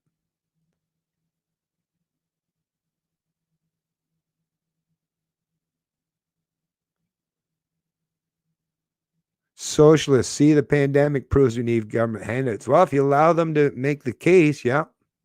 Don't allow G5 or we all get like Wuhan. Okay, I need to go there and make a human fence. 3%ers. Gold cards for illegals. Okay, I got to scroll back down. I'm going to miss on some of the comments, folks. Sorry, but I'm getting way behind here. Soon the only jobs will be government jobs. Well, I'm not a determinist. It's completely dependent on the willingness of people to push back against that. I know there's a substantial portion of the population that's not going to because they already work for government, but you got to think there's enough Canadians out there. And like I say, you don't even need a majority, especially when you're talking about the Pareto distribution principle, right? You need the smartest, right? The movers, the shakers, the entrepreneurs, the innovators, those are the people that can really, really have a dramatic effect to push back against big government. Create businesses that make government not just redundant, but completely fucking useless in whatever service you provide or whatever product you provide, right? That's what I mean. Lead by example. Do things that can make government obsolete and useless. Be a disruptor. That's what needs to do. Then the people will just realize just by sheer fact that, no, I guess I don't need government for that, right? Now, if we had options to have private healthcare, I guarantee there are a lot of Canadians would go to private healthcare clinics rather than sitting in these fucking waiting rooms for long times for services that they're told all the time that, you have them for free. Yeah, sure, if you wait till you die. What good is this? If you're dying in the waiting line, right? Was that healthcare really good after all? I wouldn't say. Buses, trains next. I mean, that's possible. Careful what you wish for. Canada's not seeing civil war. It won't be nice. I agree. Don't want no such thing as a civil war. It could be rough. If you're white, don't count on a government job. Well, especially not at the CBC, right? CBC actually need not apply if you're Caucasian. Like, so pathetic, right? Racist. We've had many skirmishes in Canada's history. Yeah. We need a cure for liberalism in the beer bug. I would just say I don't see language to any of these central planning types. So I wouldn't say liberalism, because what we're living under now is not liberalism. If you actually know what liberalism is in the classic sense, nope, this isn't liberalism. Progressivism, collectivism, right? Collectivism for sure. Liberalism, no. Canada is not a liberal country. They like to call themselves liberal, but they're more socialist, fascist. They've got their own particular brand of communism or socialism or fascism, right? But make no mistake about it, they're all collectivists. All the main establishment parties in this country are collectivists. They don't adhere to liberal principles at all, or even conservative principles in what conservatism even means. I mean, look at the Conservative Party. I mean, come on. Aaron O'Toole is the only one that's actually even trying to pretend, or while he probably is, to be an actual conservative, and the Conservative Party are all ganging up against him like they did towards Maxime Bernier. So even the Conservative Party, or the bulk of those who represent the Conservative Party, or the members, they're not conservatives either. They're liberal lights. They're collectivists, right? They have their own particular brand of central planning and fascistic governance that they adhere to. So, like I say, don't see the language. We're not living in a liberal country. Technically, every job we work for, we're working for them as an employee. Yep. An employer of them next. Yeah, exactly. Because, who gets the money first? Government, right? Before you get your paycheck, who's already got their part?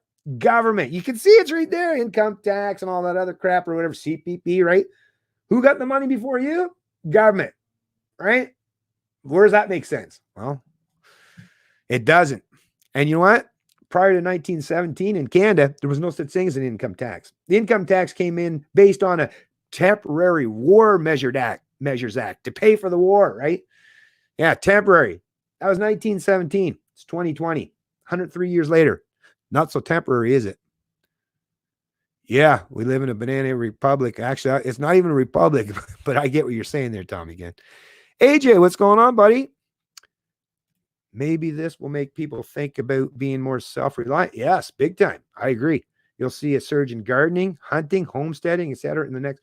I agree. Yes, this is going to be an excellent wake-up call. Like I say, there's opportunities, even in perilous times like this, for promoting liberty. There's always ample opportunity if you know how to find it. And this is a great opportunity, like AJ's suggesting, where people can get a little bit more comfortable with being self-reliant. I don't mean just you isolated all by yourself, but more close-knit in your community, in your family, right?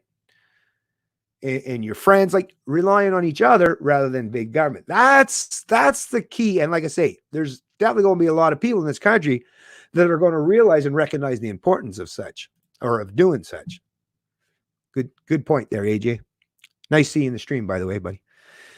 Only grocery stores, pharmacies will be open. All banking closed. Yeah. I said hello to Fruto and he was stuck for an answer. Was he drinking from one of them plastic paper water box bottle things? Fucking guy, what a dipshit. Fucking guy. Thanks for yesterday's video. Oh, awesome, Zach. Yeah, share the shit out of that, please. Like, really, though, because that some of the videos when I make, I realize, man, probably not going to get a lot of views because I know it's a long video. But listen, this one here in particular, I mean, there's a few, obviously, right? But please, those of you are out there that are watching this stream right now, please share my video from yesterday regarding this whistleblower, because this is so important. Canadians need to learn about this because, I mean, other than the Sun reporter that reported on it, I don't even see many people in the alternative media. Actually, I don't see anyone in the alternative media reporting on this. I'm basically seeing the only one. Not saying there isn't anyone. I just, the usual circle that I follow, I just am, I seemingly am the only one in the alternative media that's reporting on this stuff. And like I say, if you got to use that as your source, then please, I mean, or even if you just share the Sun News article, just whatever you got to do. I would prefer you share my video because I actually offer some perspective and some nuance to it. So it's not just words written on a screen or in text form. So yeah, check out my video. Like I say, let me go back. It's called Whistleblower Reveals Asylum Claimants Get 20 Years Free Healthcare and More. And like I say, free dental, Blue Cross, gold-plated coverage, right? Prescription drugs for 20 years for free. Well, you're paying for it. Like I say, nothing's free. That shit's not free. But yeah, forcing the working stiffs in Canada to pay for it. Technically, we pay the government taxes, but we don't get the same perks you get if you actually work for the government. Yeah, okay, I see what you see. Well, we don't pay government tax. They kind of take them from us, right? But I know what you're saying, AG. I know what you're. The only revolutions in Canada will be the ones that bosses allow. Yeah. Geez, can I go on a revolution there? Can I take day off work? Well, that's the thing. Look at all these. That's another thing with these taking these days off work. Government workers have weeks of paid. What? I don't know. A lot of my aunts that work for government in like the healthcare fields and stuff, they get like 7-8 weeks a year. And then you got sick days. One of my aunts had saved up sick days because she never used them. She got to retire an extra, I think it was a year and a half earlier from all those added sick days. So yeah, people that work in government's like, I'm fine. This is like getting a nice paid vacation or a holiday, right? Whereas, yeah, if you're a sucker in the private sector that don't have that ability to forcefully wealth redistribute other people's incomes into your fucking pockets, well, yeah, you're going to suffer. Yeah, big time. Right? That's the great divide, folks. What's the difference between Fruto and a doorknob? The door. He's just a knob. Whistleblower, big time. Thumbs up for the whistleblowers. Well, the bankers are the most important people. Oh, they're talking back and forth. Taxation with direct contempt, let alone representation. Yeah, exactly. The West better start drilling for cow meat. That's where the future lies, not with oil. Well, I love me some steak too, but of course I like to have some of them good old petroleum resources too. Boy, a lot of stuff gets done thanks to those. Citizens, it's kind of like employee. Citizen is kind of like employee. No, citizen's more like serf, subject, or slave, right? Employee, think about it. I know what you're saying there, official blasphemy. I kind of get what you're saying there, but really, an employee, like, if you go work for an employer, yeah, you can sever that relationship at any time, as I have done myself, right? Try that with government. Try severing your relationship with government. Say, you don't no longer have any access to me or my income. Yeah, try that sometime. See you behind bars. No, but like, it's not quite the same, but I like I say, I kind of get what you're saying there. Or slave, yeah. The myth is Canada. The myth is authority. Fruto is trying to ban cattle. Too many cow farts, yeah. Obviously, anyone. Okay, I'm trying to the rich by the boss. Only it'll be useful for years to come. Yeah, it sure will. Oil's not going anywhere anytime soon, folks. Sorry. I mean, listen, I'm all for disrupting and changing and, you know, getting new technologies. And I'm all for all that stuff, completely on board with that. Done under proper market settings and market incentives, totally. But like AJ is saying, oil is not going anywhere anytime soon. It's such a vitally important resource to suggest or pretend that it's not going to be important for many, many years to come is like, come on. Canada has been unlawfully, every country that's a state has been unlawfully governed since its inception because, yeah, the myth is authority, right? Hashtag taxation is theft, by the way. Want to ban gas, ban veganism, even been around a vegan, damn gassy. Think of government as a shitty employment agency. That's not the point. AJ, oil is only worth 20% of the production cost of Canada's oil. Oil has been used for thousands of years. We just burn it more directly with whale oil. I do not consent to taxation. I don't either. And turn this beautiful country into a communist shithole. Boogaloo begins. Right on. I don't consent either. They don't really care if we consent or not, though, do they? Tell me. These are authoritarians. They don't care if you consent. Vote for these criminals. You deserve what you get. I agree, Edgar. All those Trudeau liberal voters. Yeah. The worst part about that, though, is not only are they getting what they fucking deserve, the sad part is we're getting what we don't deserve. Because I didn't vote for this shit, and neither do you, but we're going to get it because we live in a democracy where we got to be forced into this collective fucking bullshit. That's the problem of a democracy is I have to be subjugated by the stupidity of my peers.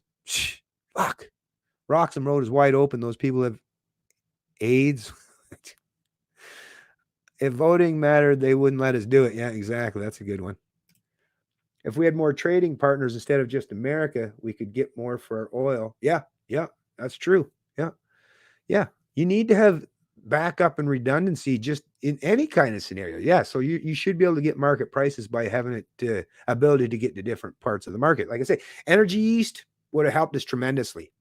The Pacific, going out to the Pacific coast, right? Because then you got the Asian market. I mean, if you go to the East Coast, like I say, if we had got the Energy East, then yeah, you could be shipping either down North America, like what the Irving refinery does right now, down to the US, or you could ship it over to Asia. Or sorry, on the East Coast, you could be shipping it over to Europe. On the West Coast, you could be shipping it over to the Asian market. So yeah, those two pipeline projects that could have got our oil resources to Tidewater on both coasts would have had a tremendous effect in helping the oil patch and the prices that those barrels of oil are going for. 100%. Right on. AJ knows.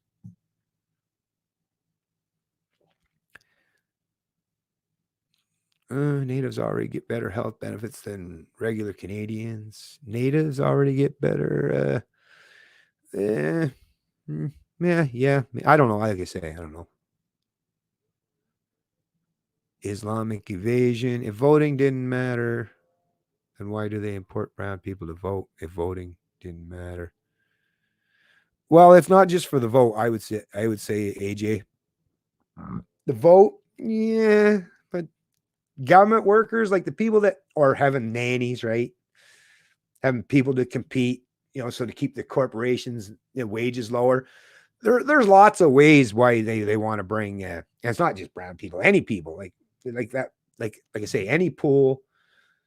Law of supply and demand. The more people you can bring into any particular jurisdiction, right? If you got 100 people, wages are going to be X amount. If you got 1,000 people vying for the same amount of jobs, right? Then the wages are going to be suppressed because you have more people. So law of supply and demand, more and more people, someone's going to want to work lower. And that's where but that's the problem is you are actually causing a lot of incentive for people to race down to that lowest common denominator or down to the bottom. But the other thing, like I say, is government workers, those 4.1 million government workers, every time a new innovative idea or concept comes to fruition that reduces the size and scope of government or the role of these bureaucrats, well, the bureaucrats are like, oh, fuck, we got to scramble to find another way to make sure we're relevant once again. So the more and more people they bring in this country, all those people they're bringing to this country, like I said, it doesn't matter about the skin color, but all those people that bring their country, you're going to need them. Like welfare workers, CBSA agents, right? The illegal ones, they need an RCMP down there to like carry the baggage, right? Then you got the social workers, then you got all the dentists, right? That are going to have to get all this, that are going to get all this dental work paid for. Like they're going to get their paycheck from all this increased dental work that they're going to have to provide to these illegal migrants. The pharmaceutical industry, drug suppliers. I mean, think about how many people in this country are benefiting, especially big corporations or those who are part and parcel of government, from importing all these people to this country. It's not just for the votes. The votes, the vote only happens because they don't even know what the votes. Like I say, it's not guaranteed they're all going to vote Liberal. That's not even a truism. That's some maybe, right? Or maybe for the first election or two, but they might very well change to voting Conservatives after that if they become more conservative nature once they've been here for a while. No, most of it is to keep the big overbloated public sector and these corporations happy. It's all about sustaining the big government and the corporatism that they've built up as a result of big government. Those who are benefiting from mass imports of immigrants or those illegal asylum seekers is those who represent the deep state, the bureaucratic state. They all benefit. That, I can't say that enough. I can't hammer that home enough. That's the biggest thing. It's not about the votes. Well, I mean, the votes, it's just bonus, but it's mostly about maintaining this big established bureaucracy that they built up over decades. They don't want to see it diminish. But think about it, all the boomers that work for the government, if they went into retirement and you realize, oh, we don't need these positions anymore. Let's just let the attrition rate dwindle on down because we don't need them anymore. Well, no, that'd be no good because, like I say, all the younger, let's say the millennials that want to fill those positions or become their own big government workers will be like, well, what about us? We want to be big government workers. We want those gold-plated pensions too, right? So, no, like I say, it's all about keeping the big state as big as humanly possible. If one didn't, okay.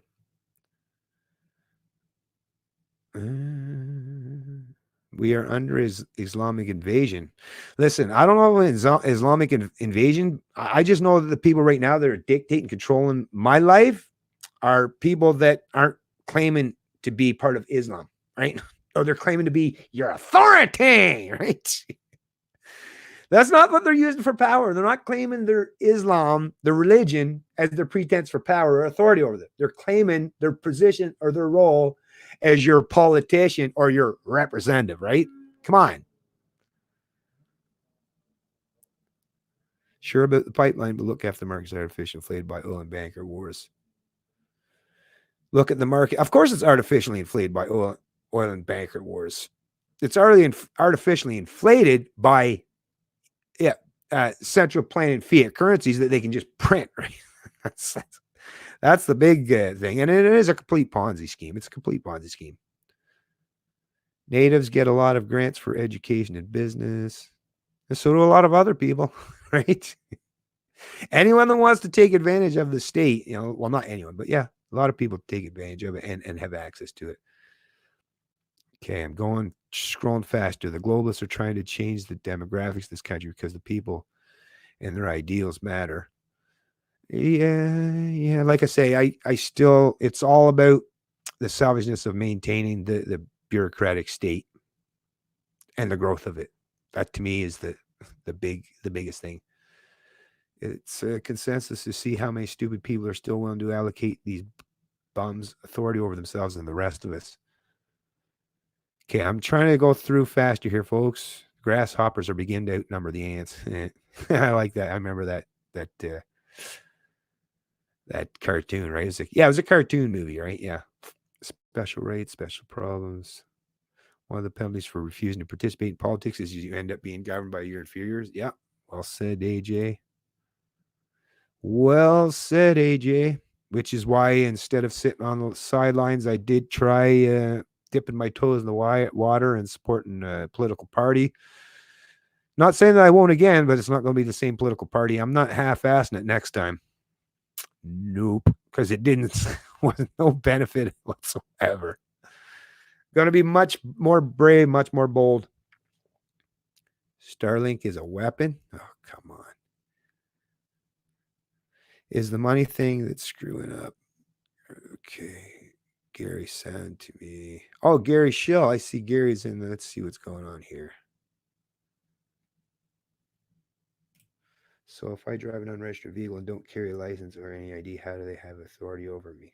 Well, they'll just say that they do. And if you don't comply, well, you know how that works. They'll use threats of violence or intimidation to make sure you comply. And if you keep not complying, well, they'll just keep escalating up to the point where, yeah, you're in a pretty perilous or potentially dangerous situation. And the problem is, most of your peers aren't going to be there to back you up because they believe in that authority. They're going to allow that to take place because of their belief in that authority.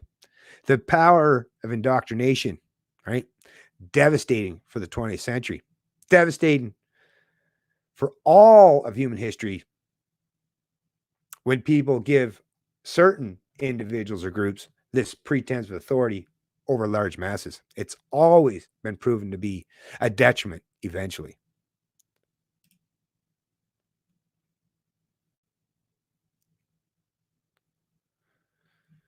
If the majority of the people in your country want an authoritarian state, that's what you'll get. Yep, it's true.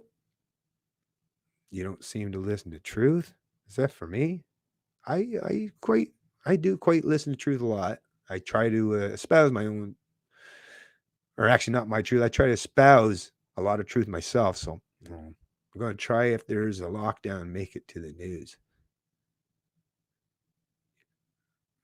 What? I must have missed something. Where? Yeah. So if I okay, got a motorcycle with no ownership. Not sure if there's a criminal code saying you need to abide the traffic law, in which case you need to revoke that too.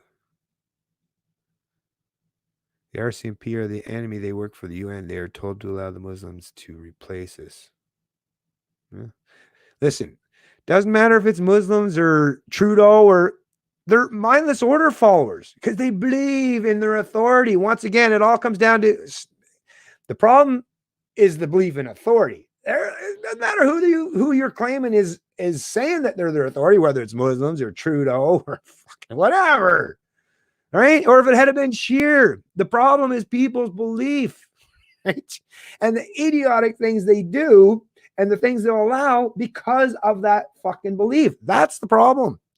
That's the problem. It's the belief. It's the mysticism, folks.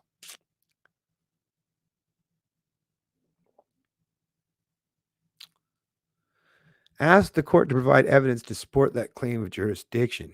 Yeah, you could ask that, like I say, but the courts a lot of times will just make you look like a fool and send you on your way to the slammer or paying for your ticket. You could try. I'm not saying you should never try, but would you immediately piss out? Exactly. Yeah. Like I say, I know all this stuff too, but I would never use it in a court of law. Like I say, it's like going into a church, like a Catholic church, and trying to say that, Mary didn't exist, Jesus didn't exist, God doesn't exist, that the Son or the Holy Spirit, it's like going into a church and trying to tell people that, hey, don't believe in God, right? It's like try to tell a judge or the police or those in law enforcement, politicians, to not believe in the mysticism of authority. Good luck with that. I wouldn't try it personally because they're very heavily indoctrinated, right? They're not going to see things your way. You're not going to be able to convince them that well. I mean, you could be a really competent lawyer or have a lot of power of persuasion, but I don't think you're going to do it in a matter of a couple of days in court or whatever, right? Good luck. Good luck with that. Okay, all that's true. Fooled people who don't know authoritarian states have killed 500 million of their own people. Yeah. As soon as you enter the court, you have to ensure you remain under common law because you're entering their ship. Yeah, I heard about the Admiralty or law of the sea and all that. Like I say, you're going into a place where they don't care about, even if everything you're saying is true, they're not reading from the same script, or they don't have the same knowledge you do, and everyone else in the courtroom is completely against everything you believe. So, I won't show up in court. This admitting they have jurisdiction. Well, if you don't show up in court, they'll just put a warrant out for your arrest eventually, right? Well, actually, on a ticket like that, I think it can go quite a while before you'd get to the point where they'd put a warrant out for your arrest. But just know whatever decision you make, not saying it's good or bad one, and I would never give anyone advice when it comes to that stuff because you just don't know how it's going to turn out. And I would never want to place anyone in a precarious situation based on my advice. So you do your thing. I'm just saying, if it was me, when I deal with the police, I just have to accept and own up that I've walked into their church. I'll use their belief system against them as best I can, right? That's really what you have to. That's all you really have at your disposal these days, is use the Canadian Charter of Rights and Freedoms. But even that is not going to guarantee it, because once again, you're relying on those people to interpret that Charter of Rights and Freedoms properly. It's all, they have their own biases, as we've seen many times before. A lot of things that's considered legal these days is completely unconstitutional, but because it's based on the whims or the subjective opinions of fallible human beings, namely judges, politicians, or legislators, that's what you're stuck with. Pretending otherwise is not going to help you out much.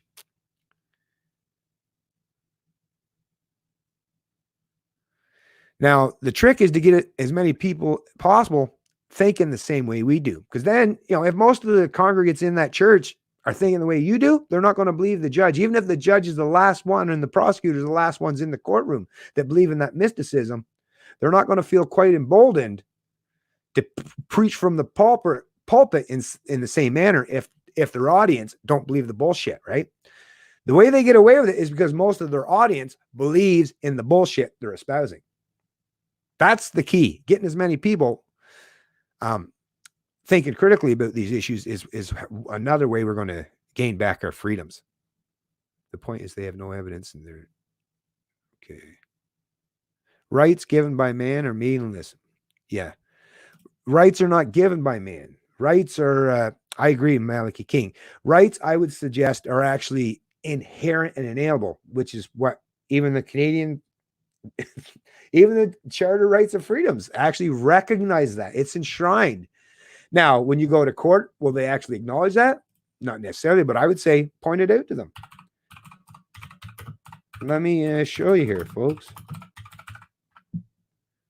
Okay. To me, which one was it? This one, I believe, right? I think it's this one where I got, yeah. Okay, so, here, I'm going to share the screen here, folks, one more time just for this, because, yeah, it's kind of an important thing, right? Share screen. Constitution. Okay, here we go. So, as you can see, or can you? Maybe I'll have to make this full-sized. Okay, so let me take your comment off the screen there, Malachi. So as you can see, if you read the Constitution, Act 1982, Part 1, Canadian Charter of Rights and Freedoms. Whereas Canada is founded upon principles that recognize the supremacy of God and the rule of law. Guarantee of rights and freedoms. The Canadian Charter of Rights and Freedoms guarantees the rights and freedoms set out in the subject only to such. Oh, that's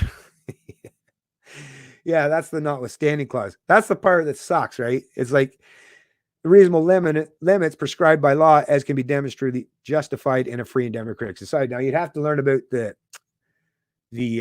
notwithstanding clause. That's the problem with the notwithstanding clause is, yeah, it says you have these rights, but then the government has a get out of jail free card where it's like, we have this notwithstanding clause where we can override your rights if we deem it. So based on their subjective whims or opinions, they can override it. But as you can see, whereas Canada is founded on principles that recognize the supremacy of God and the rule of law, right?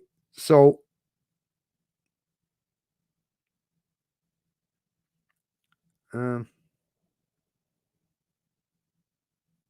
actually, I guess it's not enshrined quite as well. I guess it was only the fact that they do at least acknowledge that the principles that recognize the supremacy of God. And because of historic, capitalism and Christianity and the founding of the U.S. and Canada and these countries, understand that they're inherent and inalienable, right? God-given rights is how the U.S. says, or inalienable. So this kind of along the same lines as the US, but not nearly as well done as the US does. So unfortunately, yeah. But yeah, they're inalienable. Like I say, whether you're religious or not, doesn't matter. God given or inalienable. If you're secular, just call them inalienable. If you're a religious person, just say they're God given, just by natural fact that you were born a free human being. So governments don't give you your rights. They're only supposed to recognize them, right? And restrict and contain government to recognize that. Okay. Stop. There we go. Okay, now we're back. But yeah, you should read that document because, like I say, the best you can really do in legal situation is use that document against them because all you have to do is point out. Doesn't mean that they're going to believe you or they're going to side with you. I've tried it myself, not necessarily, but it's right there in black and white. At least, like if they're going to do it, at least people in the audience and in the court are going to see. Well, wait a minute, that's pretty plain English there, right? Chinese people don't have a history of creating a small state. That's what they want. Yeah, I believe in authority is a belief in the legitimacy of slavery. I'd agree. Dave, dismantled. Well said. I agree. I totally agree. Of course, we're talking about government authority, right? Because there are such thing as things that are in a position of authority if it's a voluntary interaction. So when we're talking about authority, we're always talking about the pretense of government authority. Real education doesn't, but that rare in school these days. So nice seeing you freewheeling this. Oh, thanks, Jesse Zacco. I think is that how you pronounce your last name? I like the organic look. It works for you. Thanks. Yeah, you're. I'm used to seeing your comments a fair amount. Not so much as of late. But yeah, I appreciate that, Jesse. Jesse Zacco. Yeah, thanks, man. Or man or woman? Not sure, but thanks. Appreciate it. Because I guess Jesse could be either or, right? We are under. Okay, never mind that. Yeah, today it was just kind of a little bit of a relax, and I wasn't even sure if I was going to stream. I've been kind of trying to let this fly under the radar and let everyone else kind of deal with the whole. But it's like I don't know. I got to get my voice in here. You know, I gotta say what I've got to say. The people always have the power if they just take it. That's true.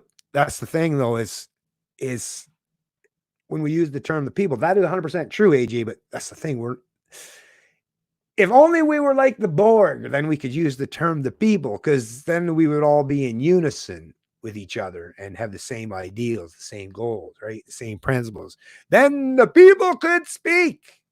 But because we're all individuals at the end of the day with variant perspectives, opinions, and preferences, there is no such thing as we the people. Because some we the people, like perfect example, Canadians are Canadians, right? We're all Canadians. But some Canadians don't like to be economically and socially enslaved. I'm one of them. Whereas a lot of them do. So there is none of this like we the people, other than, like I say, it sounds good as a narrative, and because it sounds like, ooh, we're all like one big happy family, one group. And I get that's a very important thing to people. But like I say, using that kind of language it just so takes away all those nuanced important features of how important it is to recognize and acknowledge the individual, the importance of respecting the individual. But I get what you're saying. I don't even know why I brought that up, AJ, because you know, man, not like I get it. I'm just preaching to you for no reason because I know you understand that. And I agree with the sentiment of what you're saying. If you get the right people together, yeah, you got a lot of power, folks. A lot of power. Especially, like I say, the ones that do most of the work, like I say, that 10% that does everything. You people are the ones that have so much power, unbelievable power. If only you would use it for good, right?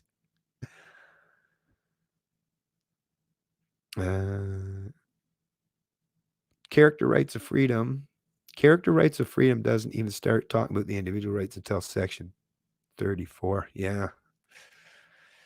Well, yeah, Canadian Charter rights is definitely, like I say, it was a mixed match. It wasn't a very good document. And like I say, the fact that they left the get out of jail free card, the notwithstanding clause, they put that in there. It's like, you have all these rights, but we can take them away and use the notwithstanding clause anytime you want. So no matter how much you write that down, if you leave a thing where I can ignore everything else I wrote down just by having this other thing written down, the rest that you've written down, all those rights, they don't actually exist.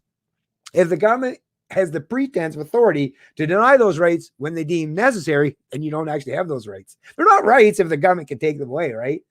That's the thing. That's why a lot of these dipshits and the judges keep talking about privileges. Yeah, it's a privilege. If someone can take it away from you, it's a privilege. It's not a right. Right? It's just a reality, folks. I know. Here I am going on with talking truth again. Damn me. Sorry, but I just have to. It's important. Clarity of thought, clarity of language, all that stuff. The first part is all set for corporations. Yeah. Well, I mean, corporations are just another legal fiction created by government. No such thing as a corporation without government legislation. I would agree. Yeah, we must take our power back. 100%.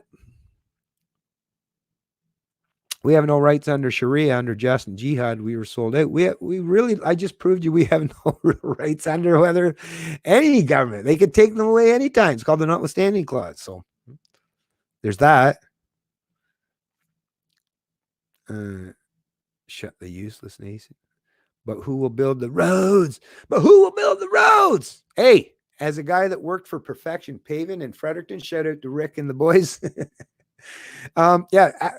I built roads, tore up the old ones, built new ones, right? Lots of us, we all did it. And none of us were working for government. I never saw any politicians there. And like I've said many times in the past, the only time we seen anyone that represented government was the odd time when they'd send out an inspector. But you know how many times the inspector had to talk to like one of the big wigs in my in the corporation, the business that I work for? Because the people that actually do the road building know a whole lot more than some dipshit that went and got some course in school, right? So even these inspectors that come from government and wearing their stupid hard hats, right? I mean, talk about the roads. None of them build it, but even the ones that say, "Oh, no, they didn't design it." Actually, the engineers, right? Engineers, the ones that design the road. Right? You got paving crews, you got truck drivers, you got the asphalt plants, all the people that work in it. The people at the quarries that dig the aggregate that goes into it, right? The rocks. Like, no politicians along the way. And the whole time we were building the roads, like I say, no politicians. Never saw any politicians anywhere. Just a bunch of dudes. Well, there's some. Actually, we had a couple girls, truck drivers, and not really any that did any of the hard physical work mostly, but guys or girls, like, I'm inclusive that way, right? But yeah, no politicians build roads, man. Don't need politicians for them roads or hospitals or doctors or anything. Basically, when I say you don't need government for, just include anything. Right? Even when you say, but what about defend the country? Don't even need it for that. Standing militias, or I mean, not standing armies, but militias, just like when the U.S., right, was come together, all they needed was militias. Bunch of people getting together and train. And the ones that are trained and competent, training others. You need to be trained to be self-sufficient and rely on your ability to defend yourself or your geographical area. So once again, all those things that you think you need government for, or police officers, like, so they can come along later and fill out the report. Not like they prevent crime, right? Especially the crime that matter, like violent crime that causes harm to us. They don't prevent it. They come along after the fact, take a report, look for suspects, right? Take fingerprints, So no, like I say, personal responsibility goes a long way, and having the ability to cooperate with other human beings to get things done. That's what you need. That's what you need. Cooperation, right? People who coexist to cooperate with each other. That's what's needed. Government, not so much. To hunt to survive, you have the right to own a gun. Yeah.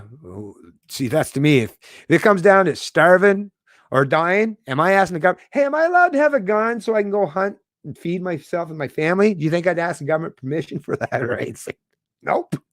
Not asking permission. Sorry. Yeah. Yeah, exactly. No, no. If you have to ask someone permission to defend yourself or protect yourself, yeah, you're basically admitting that you're a slave these days, right? And no thanks. Trudeau BS. This is unlawful. Yeah, yeah. The 1982 is nothing but Trudeau BS. Oh, I know. Oh, yeah. It wasn't done properly for sure. For sure, I agree with that, Malachi King. It was a poorly worded document in some areas, in some regards, and like I say, the fact that they left well far too much of that rhetoric to be open to interpretation and very vague, and the notwithstanding clause. Yeah, it wasn't worth the fucking paper it was written on. Some free men have gotten away with actually charging the courts a fee for arriving and actually getting the fee, but I mean, anything is possible, right? Like there's always the odd situation where you got a judge that's maybe more principled than most and errs on the side of, who knows. There's always, but like I say, you got to be careful when you're dealing with the courts and you're trying to challenge their authority, because they don't take kindly to that stuff. Go look at the Charter of Rights. You need to get somewhere. Them are magical papers. Right on, Rika. Those roads were all trails that became bigger trails for horse and buggy and then paved, still trails. Yeah. The issue is people are convinced you need a centralized authority to delegate these things and don't realize the market can provide instead. Exactly. Well said, AJ. Well said, AJ, buddy. Good point about government recognizing one's rights. We can get rid of this tyrannical government, all the misters.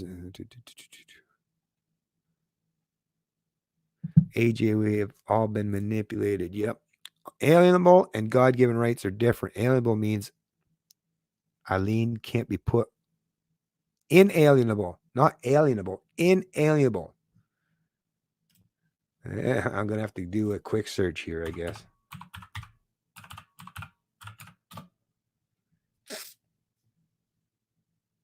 Yeah. Unable to be taken away from or given away by the possessor, right? So they can't be taken away. That's all inalienable means. I wasn't saying alienable, inalienable. Sorry. Yeah, it was just a slight misunderstanding there. Okay. Come on. Why does this thing do that all the time? Try and scroll down here. Dang it.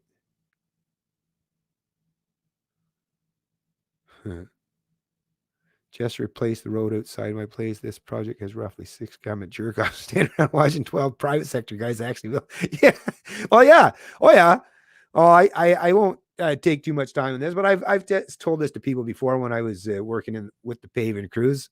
It's like, yeah, we're the ones doing all the big road building, like actual big construction projects. And then they got the city guys, the city of Fredericton guys running around in their red city truck there with about, like half a dozen or more guys standing around filling fucking potholes. And I mean, doing the most pathetic job. You know, those potholes that after a couple months, they're right back looking the same shitty way it was before. You can thank a government worker, an overpaid, underworked government worker for that. But those nice, big, long stretches of highway, smooth road with the nice 1-2 degree slant to them, so the water doesn't pile up on them, and you can just keep riding smoothly. Yeah, those really good roads. Yeah, you can thank the private sector for them. People that are competent, right, and work from a profit margin and a profit motive, right? 1910 road built across Iowa in 1 hour by farmers. Granted, it was dirt road, but it was an excellent dirt road. Yeah, for sure. Just a matter of whatever the material you're using. Nowadays there's so much technology available. Like paved roads it's so much easier to do these days than it would have been probably back in the day, right? It's just to me to be crafty to limit the exposure. Well, it is difficult to avoid the system entirely. You are absolutely right there. You are right there. And yeah, you do have to be wise about limiting your exposure. Agree 100% there.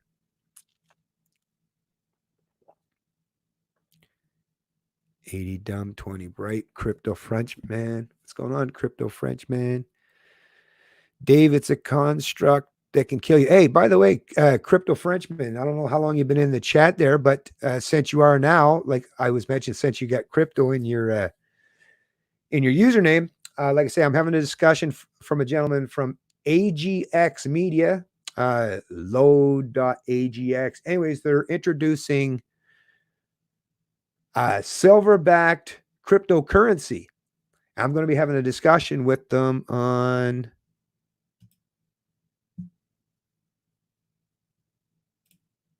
Tuesday the 17th at 2:30 p.m. Eastern time. So if you want to join that stream, like I say, on Tuesday, it should be an interesting conversation talking about a silver-backed cryptocurrency. Like I say, sounds pretty interesting. I don't have a hydro bill. That's good for you, Diabolical. We need to take back this country for God. Yeah, you could do it for yourself. You could do it for God. You can do it because it's the right thing to do, to leave people not to be slaves. We need to exercise our rights by holding constitutional constitutions. You mean conventions, right?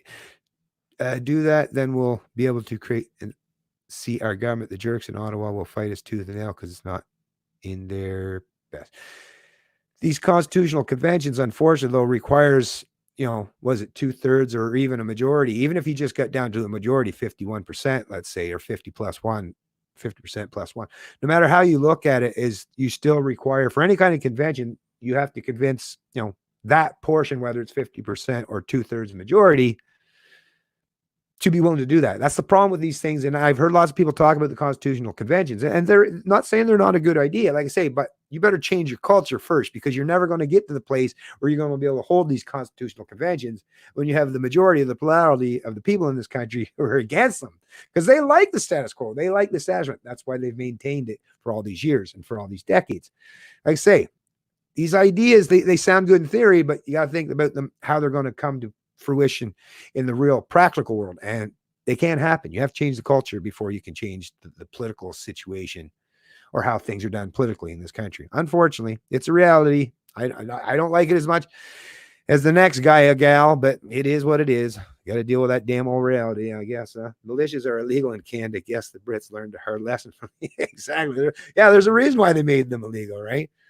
But once again, that legality, if you just go by, if government tells you what deems there, the government deemed smoking pot or growing pot illegal, right?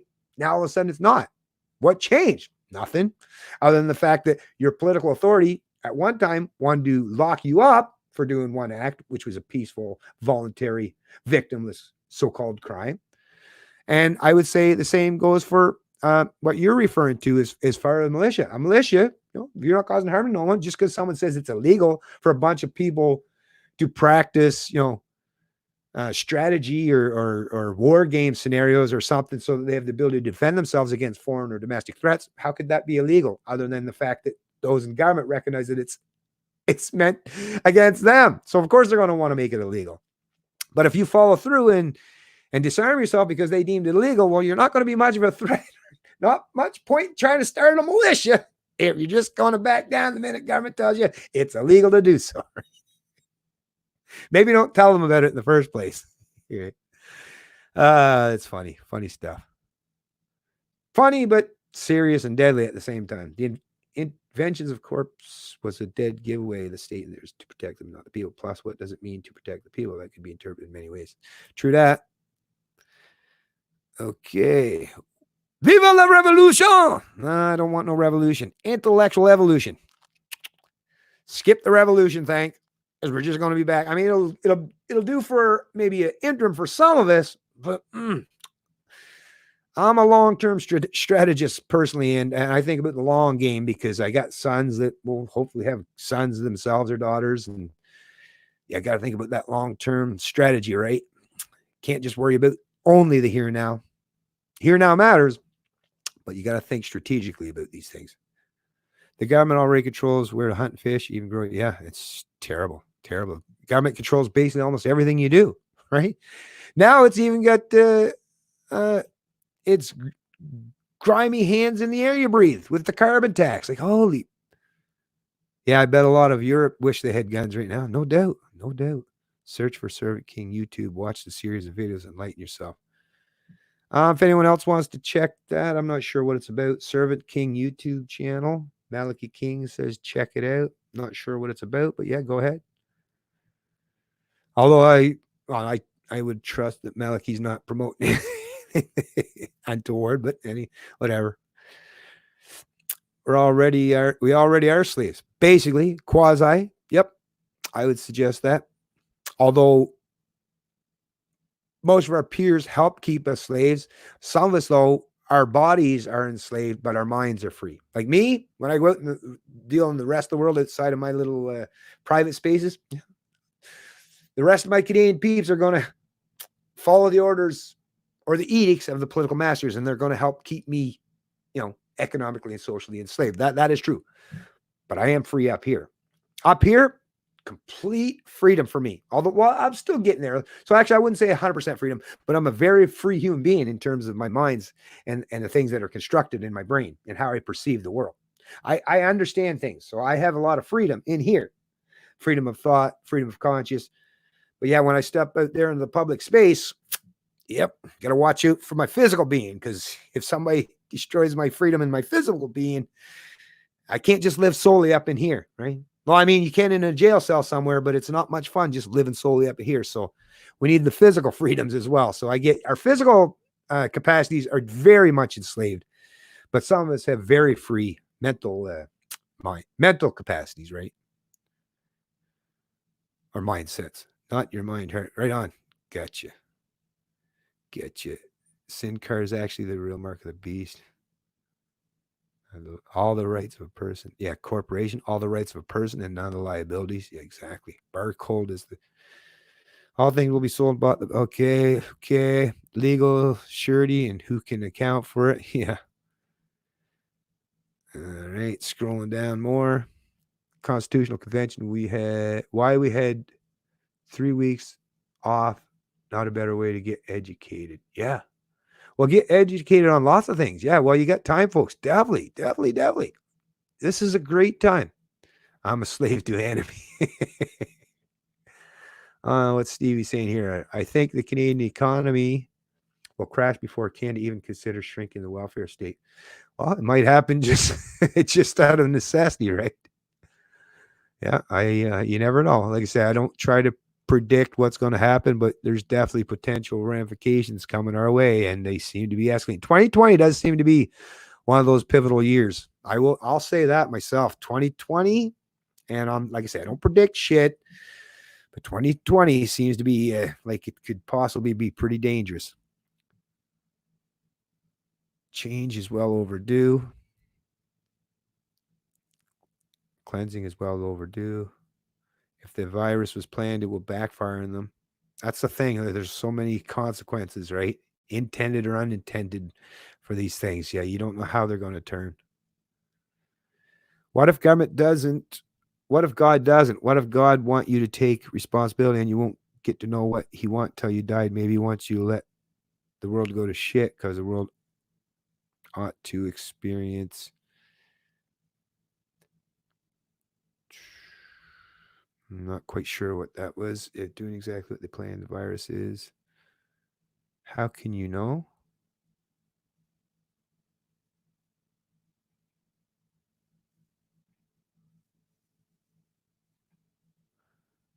Please start a YouTube channel. We need as many of us actually get it as we can. Granted, you will be immediately shadow banned. Yeah. I don't know about. Like I say, I don't know if it's shadow banning or. Well, for my own channel, like I can't speak for anyone else. I know for mine though, is I recognize I piss a lot of people off. So it might just be that people just don't like to watch me anymore because I spew too much truth. I don't get all tribalistic and the in-group preference. I won't form or join their groups or their gangs. I don't know. But I'm still here. I'm still going to do my thing. And actually, what I've kind of acknowledged is kind of a little bit more appreciative of the ones that have stuck through with me, and has weeded out some of the people that, not so overly concerned about. But yeah, it will have an effect if you start a channel like, and I do believe that there are some ways that one thing I am 100% certain of, because I can see the analytics on my channel, is some of my own pain might be self-induced, like I say, because I do tend to, I just don't cowtail to no one, and I just speak the truth no matter what. And like I say, I know I piss people off, but one thing I can say for certain is that, lost my train of thought there, is that before, when I had my channel, now, of course, I monetized it about 6-7 months ago. Or actually, no, it's probably been longer than that even. But I do know one thing that I have noticed that changed from past till now is the recommendations. My videos used to show up recommended quite a bit. And not just based on myself, but by other people that watch the videos, or family members or friends that would say, oh yeah, it comes up in the right beside in the, in the recommended section, which is how you get new viewers and subscribers. That's literally, for the most part, other than, people just naturally going out to share my channel. But think about how many people actually do that, right? Most people don't go around and say, here, go watch this channel, right? Go check this channel. Most of the views that I see, well, now, most of you people here are people that just watch my channel, and you have for quite some time now. So it's the same typical audience. Without getting into the recommended section on YouTube, then you don't get new audiences, and you rely on that complete grassroots growth where people are actually trying to share your stuff. So I'm kind of appreciative of the fact that even though my channel isn't growing in terms of subscribers anymore, at least it's not shrinking. Like, I'm at 7,800 subscribers, but at least I'm not decreasing. But I'm not increasing anymore either, because when I look at my analytics, I only get into like the single digit percentage in terms of recommended videos. So one thing that YouTube has done is put people with channels like myself way down on the list in terms of recommended. So that's where the absence of growth and new subscribers are coming from.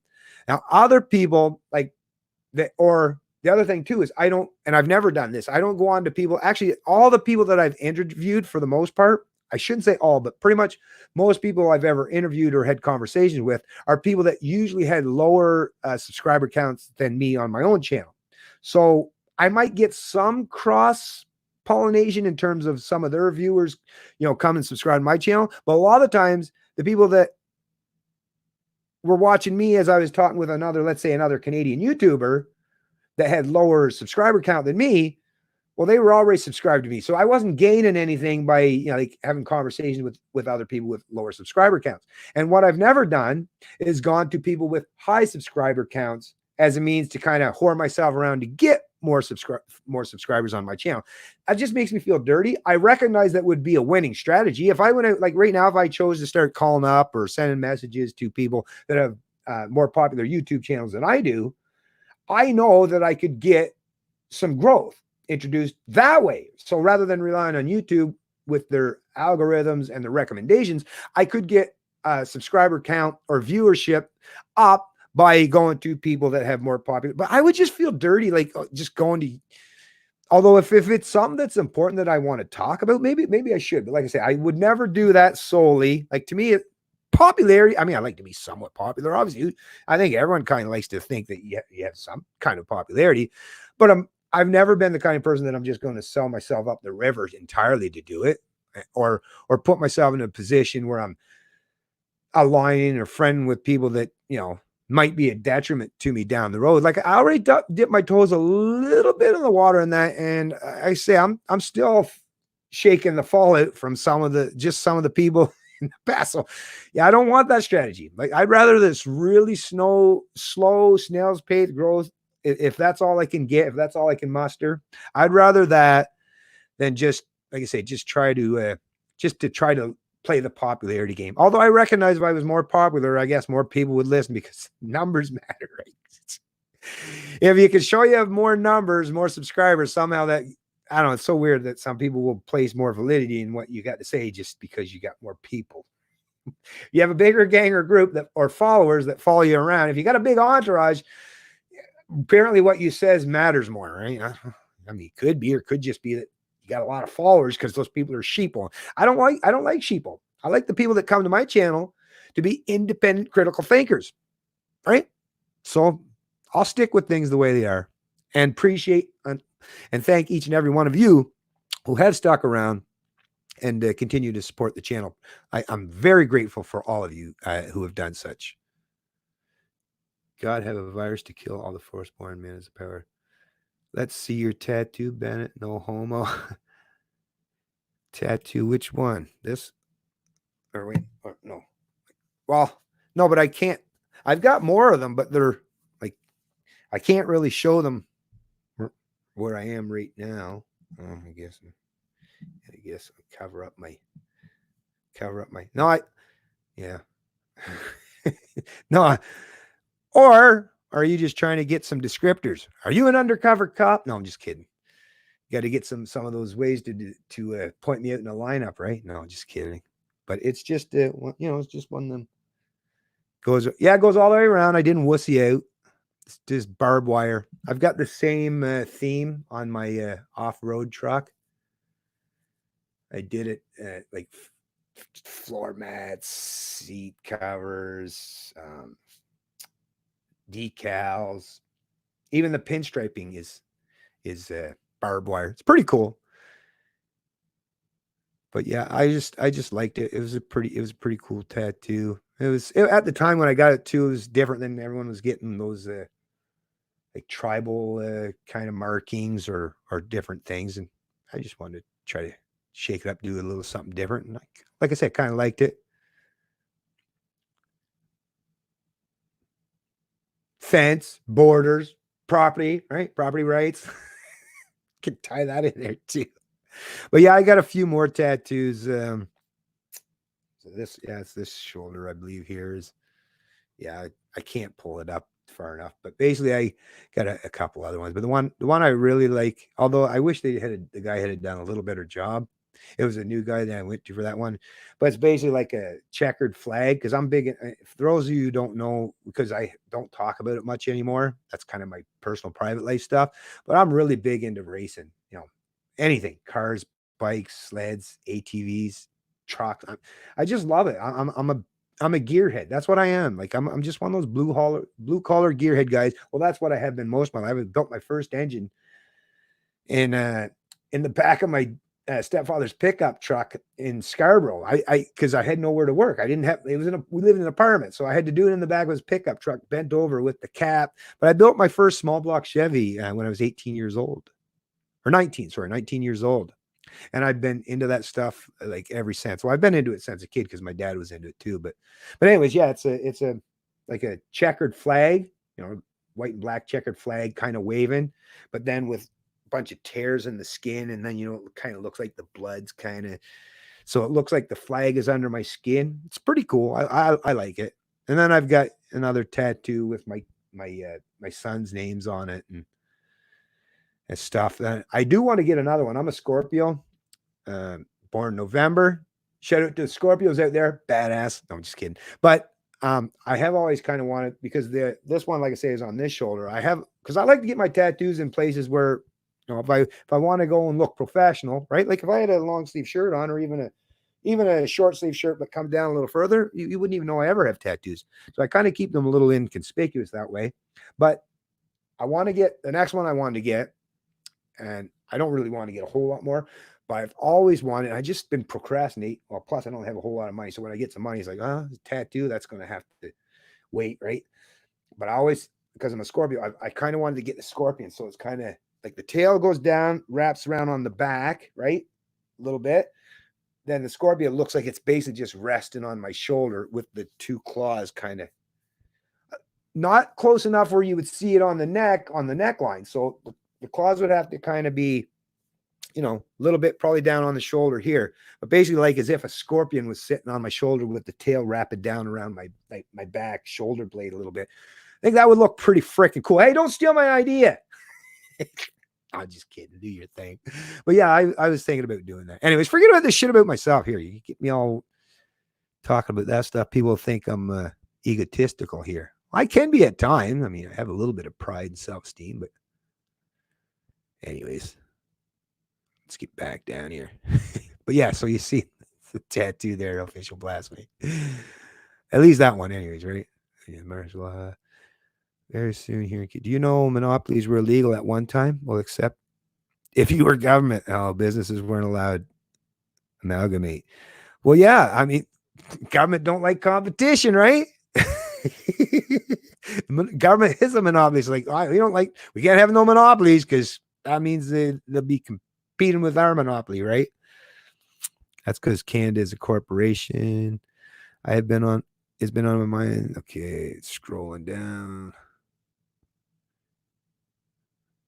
Oh, there's Gary. I fixed my first engine on our dock by the lake in the rain at 14. Nice, nice, nice. Yeah. Oh, I've done like fixing the stuff at younger ages, but to like fully rebuild like a short block, yeah, I had to. I was 19, and you know what? I would have, you know what? If my dad had still been alive, I probably would have been rebuilding them even much sooner.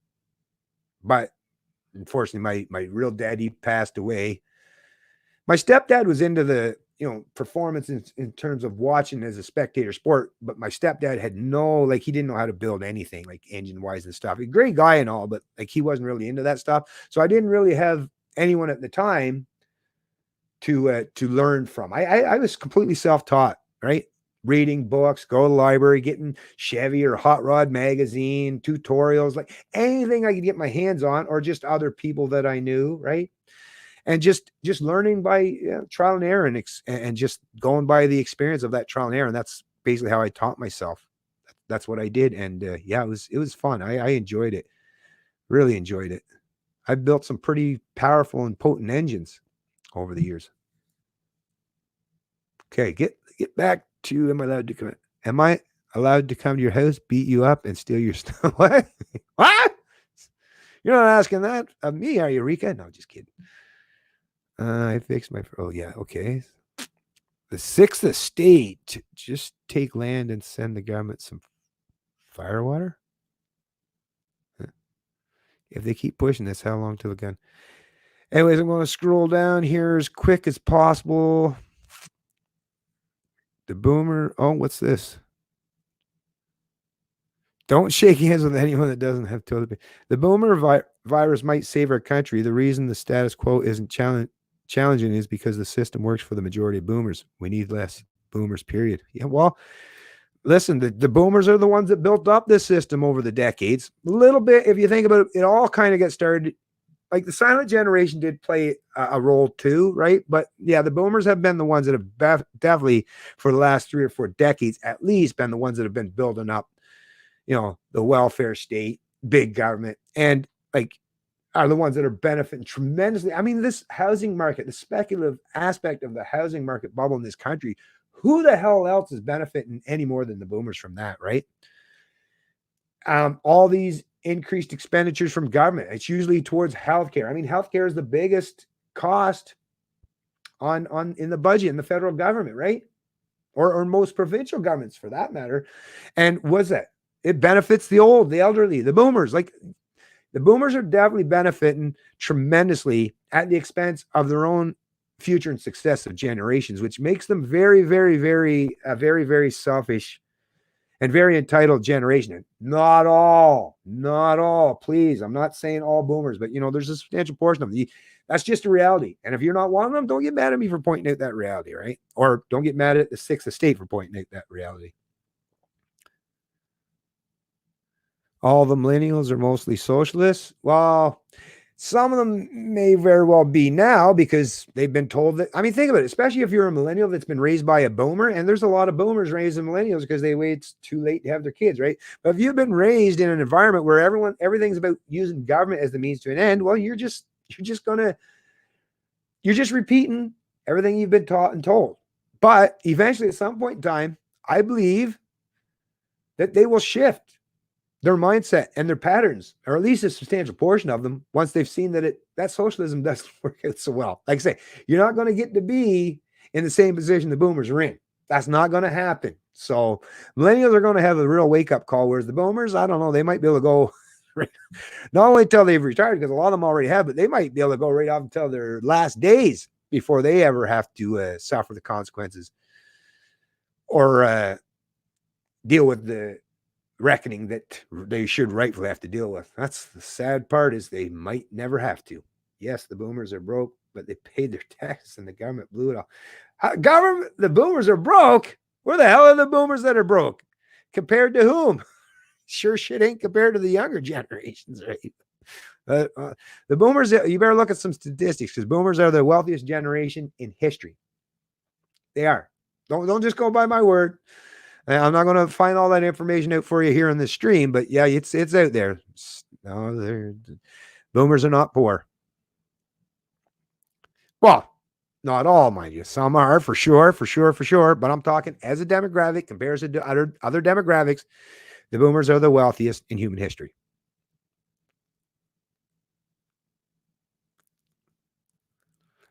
Young people rubbing their hands saying the old people still saying die old people so we can have your shit. Oh, for sure, some of them are.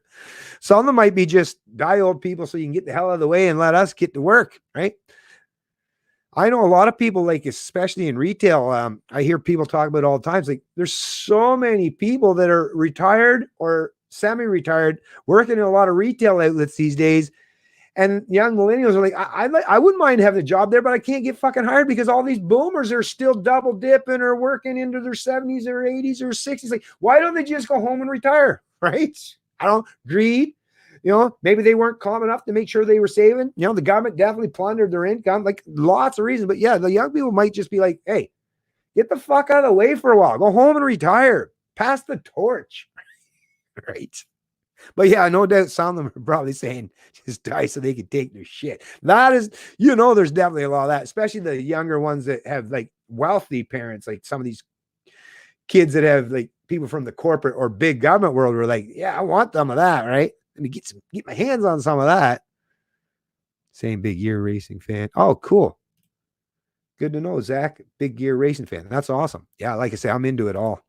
Someday maybe if things ever tamp down and get quiet, I should start talking about some of those things, right? Be more personable, I guess, right?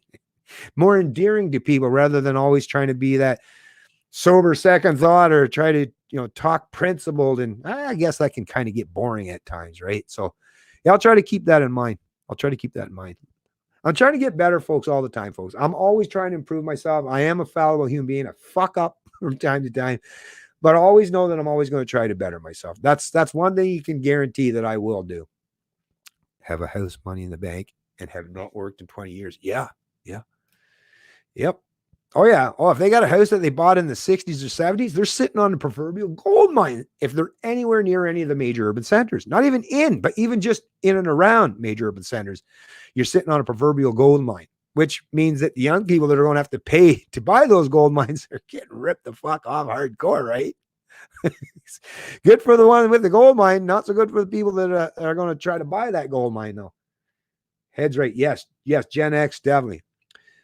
Gen X, though, I actually talk about the, here, let me just share this real quick, folks. And let me see, how long have I been doing on the stream? I don't want to keep it too long. Ooh, 2.5 hours. Okay, just, I'm going to try to get the point. We'll tie things up here, but where is that picture?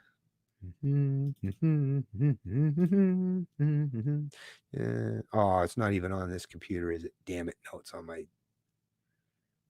damn laptop. All right, never mind. Or wait, now. Try this one. Let's try this one.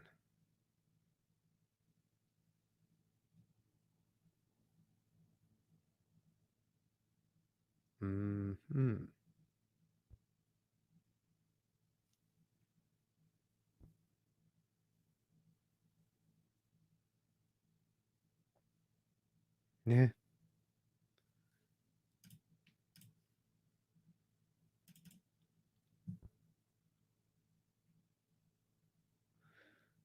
I don't think I'm going to be able to find it, folks. But anyways, and I even did a video on it before, but basically I was just going to show you the cover photo I made for it. But basically I said that Gen X are going to be the leaders of liberty in the 20th century. And I really, really genuinely mean that, because I believe that we are perfectly positioned at the age frame we are now.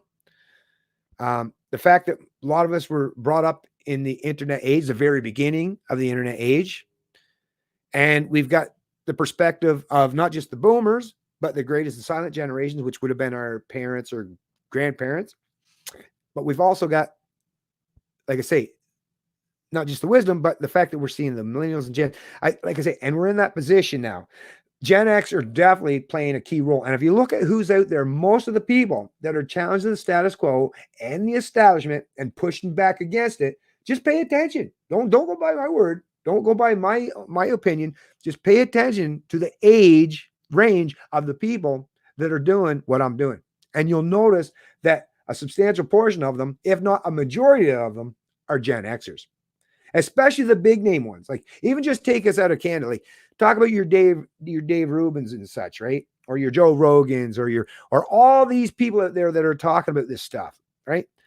Just check and see how old they're. And you'll find out, damn, most of these people are Gen Xers. And even the ones that are a little bit older than Gen X are boomers. They're on the very, very bottom end of that boomer scale. So they were the boomers that don't actually identify with boomers, but more identify or associate with Gen X. I'm not kidding. Even Eric Weinstein, has talked about that quite extensively, and he's a Gen Xer himself, and he's acknowledged that. Peter Thiel, right? I'm telling you, Gen Xers were in a position to be the leaders of liberty, for the 21st century. That's true. That's 100% true, and I'm hoping that, I'm hoping just like Dave here, that some of my other fellow Gen Xers get their fucking heads out of their asses and get them right too, because we're in the position that we could do a lot, but we need more than a few of us. I know a 63-year-old just sold his farm for $32 million. Woohoo! My city is taking me to court for supposedly breaking a bylaw. Oh, what's this one here? And their evidence is someone called them and made a complaint. Sounds like friggin', I think you might have commented on my Facebook post earlier. But that kind of reminds me of what? Lauren Grabber. What's the other one there? Oh, the guy with the Assimilate plate because he's a Star Trek fan. Oh, yeah. And all it took was one person. It was one woman that complained and said the Grabber, which it's not even Grabber, it's Graber, Grabeher. But one woman complained that the guy's name on his plate sounded like what Trump said, grab her, like grab her butt. And they took the man's plate away. Oh, listen. Yeah, you're dealing with the subjective whims of some very authoritarian people out there. So, just I feel bad that you have to deal with that, but that is the unfortunate reality of the world we live in today. Yeah, they will change their mind when they're working in the gulag. Yeah. Yep. I agree. I just sold my car for my grandpa worked at IBM, raised two boys, wife who didn't work, owned car, house, and cottage. Can't do that today on 2 salaries. That's so true. See, that's the thing. But that when your grandfather was doing that, that was before, big governments and central banks had completely destroyed the purchasing power entirely of our currency, of our money, right? They got in a little earlier on when the scheme wasn't quite as profound as it is today. Like today, yes, each generation is becoming more and more economically and socially enslaved and having their prosperity and their income is plundered. That's just a result of these. That's what a pyramid in a Ponzi scheme is, right? So yes, people, the older people, you for sure you could do that. Lots of people did that. It was actually as normal as breathing back in the day for that to be the case. Sad reality that that's no longer the way it is in our countries today. I resent this talk always about boomers. But Ben, did you not hear that I said that I'm not talking about you? If you're not one of those boomers, that why would you resent? Like, are you suggesting that no boomers? So just know that I'm not talking about you. Like if someone said something to Gen Xers is like Gen Xers are, a bunch of latchkey kids and I don't know, what else could you say about Gen Xers? Like, what had way too much hairspray in their hair in the 80s because that's when they. I mean, I don't know. I'm just off, but I'd be like, actually, I would include myself in that then because I used to do that stuff. too. But if someone said something about a demographic and it didn't like, it didn't seem like anything that I did, I'd be like, okay, well, it wasn't me. They're not talking about me. But I mean, to suggest like it's just a reality, right? It's just a reality. Just go look at like per capita income, how much it cost to get a house, how much, their purchasing power of their money was at the time, like, how many things they could afford. I mean, or just go use your personal experience now, right? In your own personal situation, who's doing better, right? And adjust it even for the timeline. So even if you're saying the boomers doing better now at 65, we'll go back and say, how are they doing in their 40s compared to people in their 40s now? In terms of the purchasing power, how much they could spend on certain things, or how much a house cost them. Because housing is the biggest thing that you're going to see the difference here in the generations. Is boomers never had to worry about a ridiculous speculative housing market that's in a bubble like the millennials or Gen Xers are experiencing, or Gen Z. Well, Gen Z is probably not quite old enough to start buying houses yet, but come on, it's just a reality, man. Don't take it personal, man. Don't take it personal, because that's not what we're here for. We're not trying to point the hands or point fingers at people that haven't done anything wrong. Just know that some people do. Oh, hey, DD Raptor, I remember this here. Not all of this millennials have been brainwashed. Exactly. Not all millennials either. I have 2 sons. That's the thing. Think about it. I talk about millennials in some ways with the vagueness of commonalities, because there are, just like with Gen Xers, there are some things that you can say that have commonalities among demographics.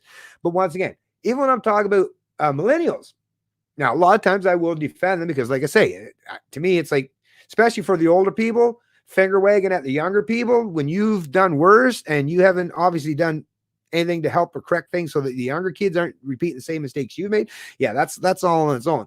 But I have 2 millennial age sons, right? So it's not like I'm against millennials. So I'm a big fan of millennials, right? I love my sons tremendously, right? Basically more than anything in the world, except for my wife, right? So, which I'd place them all basically the same thing, like in terms of my love for them. So, but yeah, I mean, millennials, there are things that you could say about millennials that you could say, oh, yeah, that's very adept, or very, yeah, that's poignant. That's correct. That could, if you say that about millennials, then yeah, that'll probably stick with most of them. But of course, there's always exception outliers. But yeah, not all millennials have definitely been brainwashed. And one thing I'll say about the millennials is, hey, they've been raised in the age of information, so they know how to get access to information, right? And how to navigate the big old World Wide Web. So yeah, they're in a great position to think outside the box and be disruptors. And they have been. I mean, a lot of these Silicon Valley tech guys, right, are millennials who have disrupted, and thankfully so, a lot of the old establishment players, right? So yeah, for sure. Too many young people don't want to work. Well, that might be true, but like I say, can you really blame them? I mean, look at the situation they're in. I mean, we've all gone through hard times through our past, no doubt, but the millennials and the younger people today, I mean, just based on all the information out there, I mean, come on, right? They're caught up in a big old scheme, and you're not going to incentivize them when they realize that, they're burdened with buttloads of student debt, which most generations prior didn't have to deal with either, or having to, basically work for the rest of their entire lives just to be able to buy a basically shoebox condo in downtown Toronto. Come on, no generation in the past that were starting out trying to start a family, even Gen Xers, didn't have to deal with that much fucking shit in terms of the costs or the expenditures just to have what I would consider the bare essentials or necessities of being, a free human being in the Western world today, right? Like, come on, a house to take care of your kids, or I'm not even saying they all have to have big, giant, fully detached houses, but everything is just out of reach economically for the younger people. So yeah, I don't blame them, right? Don't blame them. They're recognizing the scheme. That's all. Private sector workers too. No government job, no pension or sick days. Yeah. These young, philandering, moralist, socialist folks would kill their own folks for a raise in their welfare. Yeah, no doubt. Yeah, there are some that are definitely like that. Definitely. the banker's world. Oh, folks, not the people's fault.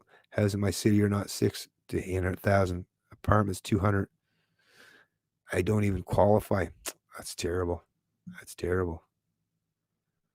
I'm Gen X and get nothing. I pay tax and the government tells me to pay more. My fair share, my ass. Yeah. Oh, yeah. Gen Xers are paying a lot. And because Gen Xers, a lot of them still healthy and not using much for the healthcare system. And Gen Xers, because a lot of us are latchkey kids. We don't rely on government for shit. We didn't rely on anybody for anything because we were latchkey kids. We didn't even rely on our parents. So we learned to be self-reliant out of need, out of necessity. So yeah, Gen X is yeah. And yet we're the ones that are producing a lot of this stuff in society and economy. Look out there, like all those people that are doing some of the hardest jobs out there are Gen Xers. And their incomes are being massively plundered, and you're not getting anything back to even make you feel better about all that theft. You're basically being robbed and oppressed and enslaved, and they're not even showing a little appreciation. They're basically pretending you don't even exist. Because how many times does the news media, anyone in the established media, even talk about Gen X? When do you even hear the term Generation X brought up? Nope. Millennials, boomers, millennials, boomers, millennials, boomers. Why? Because most people in government positions, I've said this many times in the past too, government positions or these elitists are the very people that waited till they were in the 30s and 40s before they had their millennial age kids. So as far as they're concerned, and their little gated communities where they have everyone else in their communities, but basically the same way, boomers with millennial age kids is like, there is no Generation X. And to them, there isn't. But outside of their little gated communities or their little places they reside or where they work and function, no, there is a huge population of us, millions of us actually here in Canada. Not big enough to have any power politically because we're a smaller demographic, but yeah, there's still millions of us out here.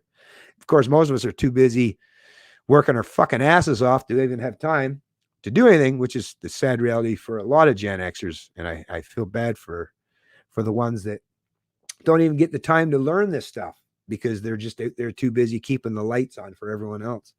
So people spend a mortgage payment per month on stupid vices, waste of money, and bad for health. Yep. Yeah, I'm much wiser with my money than I ever been in my life. How about we declare independence from the monarchy and take crown land to use for people that are born to Canada, instead freedom and wealth? That sounds good, but like try that. Try it without a substantial portion of your population willing to back you up. It's not going to work out so well. Like I say, you have to change the culture before you think about these big ideas are great, but you got to have a culture that's willing to do that, right? Otherwise, it's just going to be a detriment and harmful for yourself. I'm not scared of the Mars and of the Maos and the Stalins and Hitlers. I'm scared of the thousands of millions of people that hallucinate them to be. Oh, yeah. Where's that from, Rika? Yeah. Oh, the greatest superstition. Or no. The complete and undeniable truth, Larkin Rose. I'm not scared of the Maos and the Stalins and the Hitlers. I'm scared of the thousands of millions of people, which would be billions of people, that hallucinate them to be authority and so do their bidding. Yeah. Larkin Rose, great guy. Wow. Personally, I'm not so sure, but in terms of his brain power and understanding what liberty is all about, very intelligent, top-notch guy in terms of that stuff. And pay for their empire. Yeah, there you go. All I had to do is just look down to the next one, right? And pay for their empires and carry out their orders. I don't care if there's one loony with a stupid mustache. He's not a threat if the people do not believe in authority. Larkin Rose. Yeah. Well said, Larkin, and thanks for sharing that, Rika. I agree. It's the mindless order followers, right? Those, which is why when people get mad at me because I'm not a fan of the military and those who like seem to like bootlick on the police and shit, I know that might piss you off, and you say, "Oh, you're not patriotic." It's like, well, think about like the brown shirts, the black shirts, the Stasi, right? Or those under the Mao regime. Think about it. They were patriots, right? Hitler's henchmen were very much patriotic, weren't they? So, yeah, I don't give a fuck about showing my patriotism. Sorry. I don't go by the edicts of the state or defending the nation or the state. No, I'll defend people that I deem worthy of defending, but there's a lot of people in this country, no, I wouldn't defend them for a fucking minute because they'd rather see me dead than doing my YouTube channel. There's a lot of people in this country that, you know, claim to be defenders of the rights and freedoms of this country that would love to see me 6 fucking feet in the ground. Ain't no mistake about that. This is the problem with people when they get into that collective mindset and that in-group preference. And, you know, fuck, that's dangerous shit right there. Because like I say, it's people like myself, like the Molyneux, the Rikas, there's those of us who challenge that authority. We're the motherfuckers that they want to come after, right? Especially if we are deemed a threat to them in any way. So, yeah. Excuse me if I'm not a big fan of status. Those in the military or the police. Excuse me if I'm not a patriot in terms of that bullshit. Don't even get me fucking started on that, because, yeah, those fucking bootlickers fucking talk about they defend this country. Fuck off! Man, that's another thing that pisses me off. All right, now you got me on a little bit of a tirade there. No, but that does piss me off, because defend the fucking country? What the fuck? Like, some of these people, like, they're not... Listen, this country has not been invaded, right? No. You're defending big corporations, big government, and some really vile, evil fucking sociopaths. That's what you're defending when you go over to these foreign countries and do the biddings and kill people that you've never met in your fucking life. You think of it. All the people in the military, of course, none of them be watching my fucking video or my channel. They don't watch it anymore because, like, I've disassociated myself from these fucking statists, like I say, because they just as soon as shoot me in the back of the head, then look, the only way I'm friend to them is if I yield or bow to their fucking status mentality, right? I won't play that game. But yeah, those fuckers, like I say, they are the ones. The reason why these elitists and central planners get to do what they do is because they have those mindless order followers that'll do what they do. Unquestionably. Oh, you know, I won't bring up any names, but I'm sure they probably have regrets now. I've heard just some of the things that has resonated or come out of their fucking mouth where you can tell they've got some regret from something they did. But when they were doing it for the paycheck, they did it. You know, telling me later, it's like, yeah, gee, I'm sorry. Well, how sorry are you? Oh, have you rejected your fucking paycheck that you're getting as a result of forced wealth and income redistribution? No. Are you going to reject that gold-plated pension that, you know, your modern day Hitler or Mao or Stalin's giving you? No, you still want your check. Yeah, you still want to get your pension from Mao, Hitler, or Stalin, right? But I'm going to rail against the state while you're getting your fucking paycheck from your authoritarian daddy. Like, really? Come on. Oh, I see. I get a little bit rambly when you talk about that shit, because bootlickers are getting way too much fucking respect and they don't fucking deserve to get it. I'll tell you. They don't deserve it. For the fact that people will fucking show solidarity with a bootlicker more than me just tells me that, yeah, sick motherfuckers. Sick people. Give more respect to a bunch of statists. Really, though. Well, you enjoy it like I enjoy it, like I say, because it'll be those statists. They'll be the ones coming for you. Maybe not the ones that are retired, still living on government fucking handouts. That forced wealth and income redistribution. No, it'll be their kids or their niece or their nephews or whatever. Maybe even some of their nieces. Who knows, right? Because that's the thing. These dipshits are even more than willing to send they're not only willing to send their own fucking kids off to be canned fodder for big government and the corporations. Now they're even getting to the point where they'll send their fucking daughters too. Holy fuck. Yeah. I should respect these people, right? Not. Anyways, I do see that there's sorry. How about declare independence from? Okay. I got to try to get down here. I'm not scared. Yeah. I'm an anarchist now, but not for most of my life. My 29-year-old son is a fervent socialist, supports Bernie Sanders. Well, that's where you got to try to help him out, Dave, and do it as best you can. And don't be like, I'm not trying to be like, you know, like, oh, I know everything, but I'm just saying, like, you got to be kind of a little forceful, right? You got to find that nice balance where you're being a little bit forthright. You're being like pretty steadfast in your principled approach, but, you know, a little nuance too, because to talk someone out of that anarchism out of that socialism, it's not easy, right? It's not easy. It's something. Now they may very well grow up to reject that eventually anyways, just by having good role models and examples around, such as yourself. So there's lots of people that are dealing with that situation as well. Do your best to help them out, though. Do your best to help your son out in that way. Don't turn your back on them. Don't turn your back on them whenever you do, right? At least let them know he's got someone. Because that's if they don't have someone, they're going to turn. Yeah, if you don't have you and other people in his life, they're going to turn to fucking government. They're going to look for a group or a collective, right, to associate with. So that's all I would say on that, David. Like I say, I'm not a psychiatrist either, right? I'm not trying to give that kind of advice, but that's what I would do. That's all I'm saying. Stop the Biden virus. I'm Joe Corona. I'm here. Stop the virus. Okay, let me get down to some. Like I say, I just got to keep going, folks, because somebody donates the money, and I got to find where it was. Oh, there we go. Good times. Like your shows, lots of good information. Very interesting. Thanks. Well, thank you very much. Good times. I really appreciate you doing the donation as well. But I will just say, just to kind of give you a little heads up, I like these because it's really cool. I can read them while they're on screen, everything. But YouTube, I think, takes 30% of it. And I personally prefer, if I had the choice between the two, I would really prefer, and I always keep the link to my PayPal and Patreon in the description of all my videos, and it should show up in the stream too, I believe. Or no. Actually, no, it doesn't show up in the streams. Damn it. That's right, too. I don't believe it shows up in the streams. You have to go to one of my regular videos. But like I say, I have a PayPal account. Just click on any one of my regular videos and you'll see that it's much, well, because I get to keep it all. Right? It's so, but not bitching, not complaining. Thank you very much for the donation. And I'm glad that you enjoy the show. I like making them. I like doing them. I really do. Especially for the kind of people that are usually frequent my channel. Because like I say, you folks are some great people, some really great people. But anyways, I am going up on 3 hours. I'm bumping on 3 hours here, so I'm going to Joe Rogan it and call it quits here shortly. Because, yeah, I think 3 hours.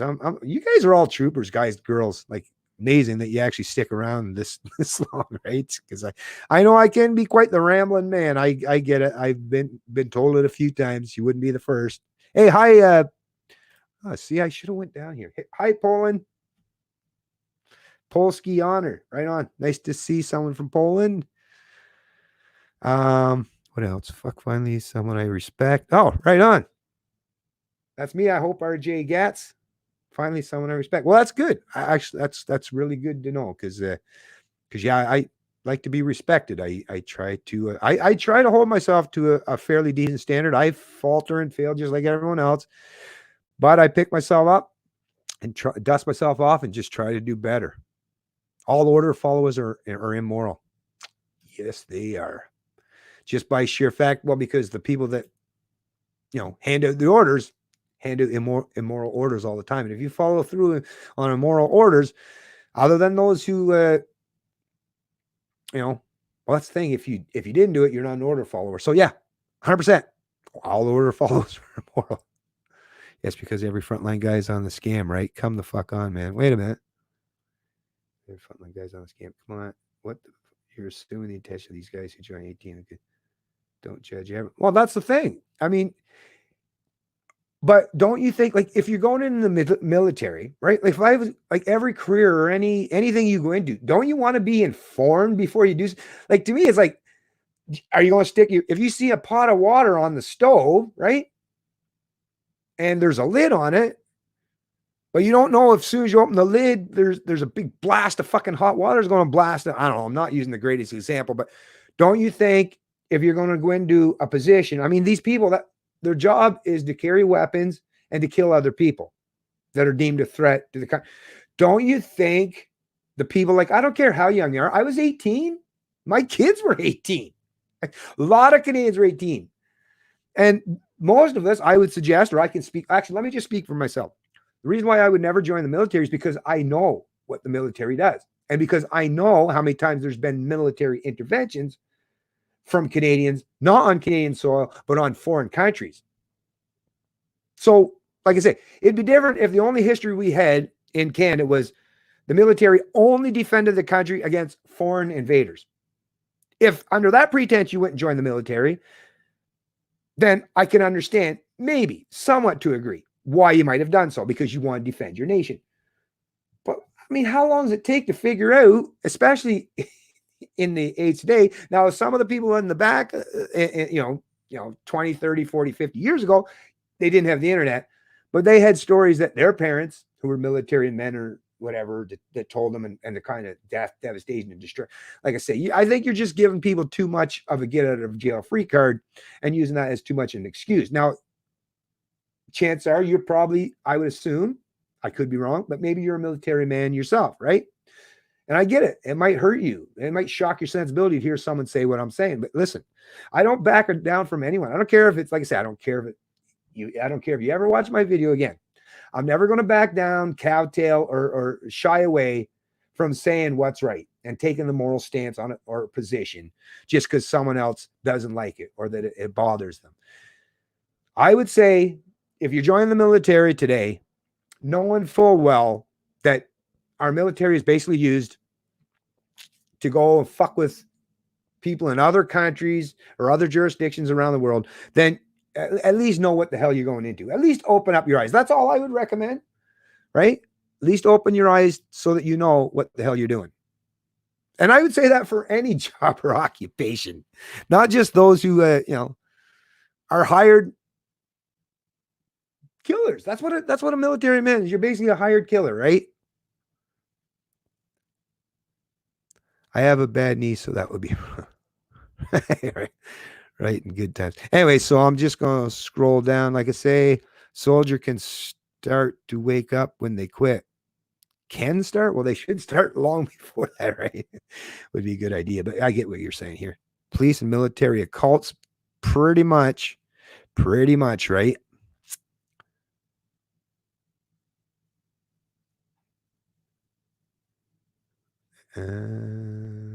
Okay. No problem, underdog. No problem.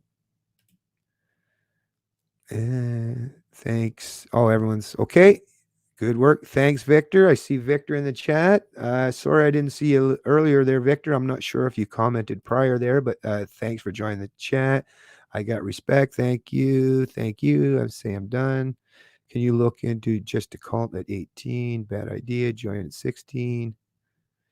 You're a stand-up guy. Thank you very much, Jesse. Bennett, glad we have you leading the way and find the truth. More people really need to tune into you. You're one of the most reliable channels out there. Well, thanks, Jesse. I really appreciate that. It means a lot. It really does. It means a lot. And like I say, I'm going to try my best to step up my efforts a little bit. I just don't want to overwhelm myself. Like I said, I got to have some downtime, some home time. I've been doing this a long time, folks. And, just to maintain sanity and keep everything on the up and up and, don't get wound up too tight and all that stuff. I do kind of have to kind of ease things up a little bit from time to time, but rest assured, I have too much passion in me to go away. I can't. It's like, I always feel so compelled to do it because it's just, I don't ever want to get to the point where I am laying there in my deathbed and say, fuck, I wish I had done that, right? Like, God, when I had the chance, I should have done it. I don't want to have those kind of regrets. And I want my kids, I want my wife, I want people that love and respect me to know that I'm going to do what's got to be done. I'm going to fight the good fight for as long as I can, as long as I'm still above ground, right? Yeah. Almost joined the RMF. Thank God, drugs and alcohol.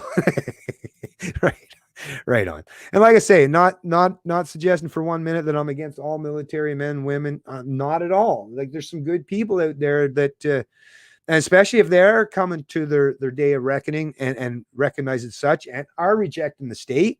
People like Adam Kokesh. Adam Kokesh was a military man down in the U.S. and he understood the errors of his ways, and he's much better as a consequence of that. And like I say, the people have, like I say, I'm not hating on everybody. People are going to have to live with the things they've done in the past. I wouldn't want to be in their position. Like I said, I just got to push back against this pretense because I know how detrimental it is for people to get into that collective mindset and just hoorah, cheering on the military and the police. Like, I know it sounds good in theory, but not in practice, folks. Not in practice. And it takes an open-minded heart. Well said, pseudoscientist. Let's tie it up on that one. All right, so thanks a lot, everyone. Like I say, we got our 3-hour Joe Rogan time frame in here anyways, right? So I think I should call it a day. So everyone, like I say, everyone have a great day. I'm going to put this actually one more time at the bottom. So is 2 Tuesday, the 17th, 2:30 p.m. Eastern time. Like I say, I'm going to be having that interview. Oh, it's going to be on their channel. So what I'll do is I'll share it on my social media pages. Right. I should have mentioned that first. Oh, shit. There's people that have already left the chat and they're not going to realize this. Bummer. I should have mentioned this early on. But actually, I'm going on to that person's channel on this AGX Media. So I'll be paying attention to my Facebook or my Twitter or my Minds page, or Gab if you follow me on Gab, because I'm going to have to share the link to it there. And then, of course, after that, I'm pretty sure Dude will be all right with me downloading and re-uploading it to my channel. So you will get it on my channel eventually. It's just first it's going to be uploaded to that person's channel because they're interviewing me. I'm going to be on the other side this time, which is kind of weird for me, right? But I'm going with it. It's going to be great. It's going to be good stuff. Like I say, we're going to be talking about their initiative, which is a project that's going to have some kind of cryptocurrency, but with silver backing. So you actually have real sound money that's not, that you can hand in your cryptocurrency and convert it into real silver, which will retain that value, that person power that's based on all that productive labor and that intellect that you provide in the world, which is very important. So like I say, I'll be really looking forward to that. And on top of that, last but not least, don't forget to subscribe to my channel if you haven't already, because I could use I'd really like even just to get up to like 8,000. 10,000 would be really, really sweet for me, but I've been stuck on this 7.8 for so long. Even if I could just get to 8,000, be like, woohoo, there's another milestone, right? I'd be happier than a pig in shit, which is pretty small peas. It's only a couple hundred people, right? But even that alone, I've set my bar fairly low. Right. Anyways, thanks to everyone, and I'll see you in the next stream. I might do another one next weekend. That's probably what it'll be, but we'll see you then. It's Canadian Libertarian. I love liberty.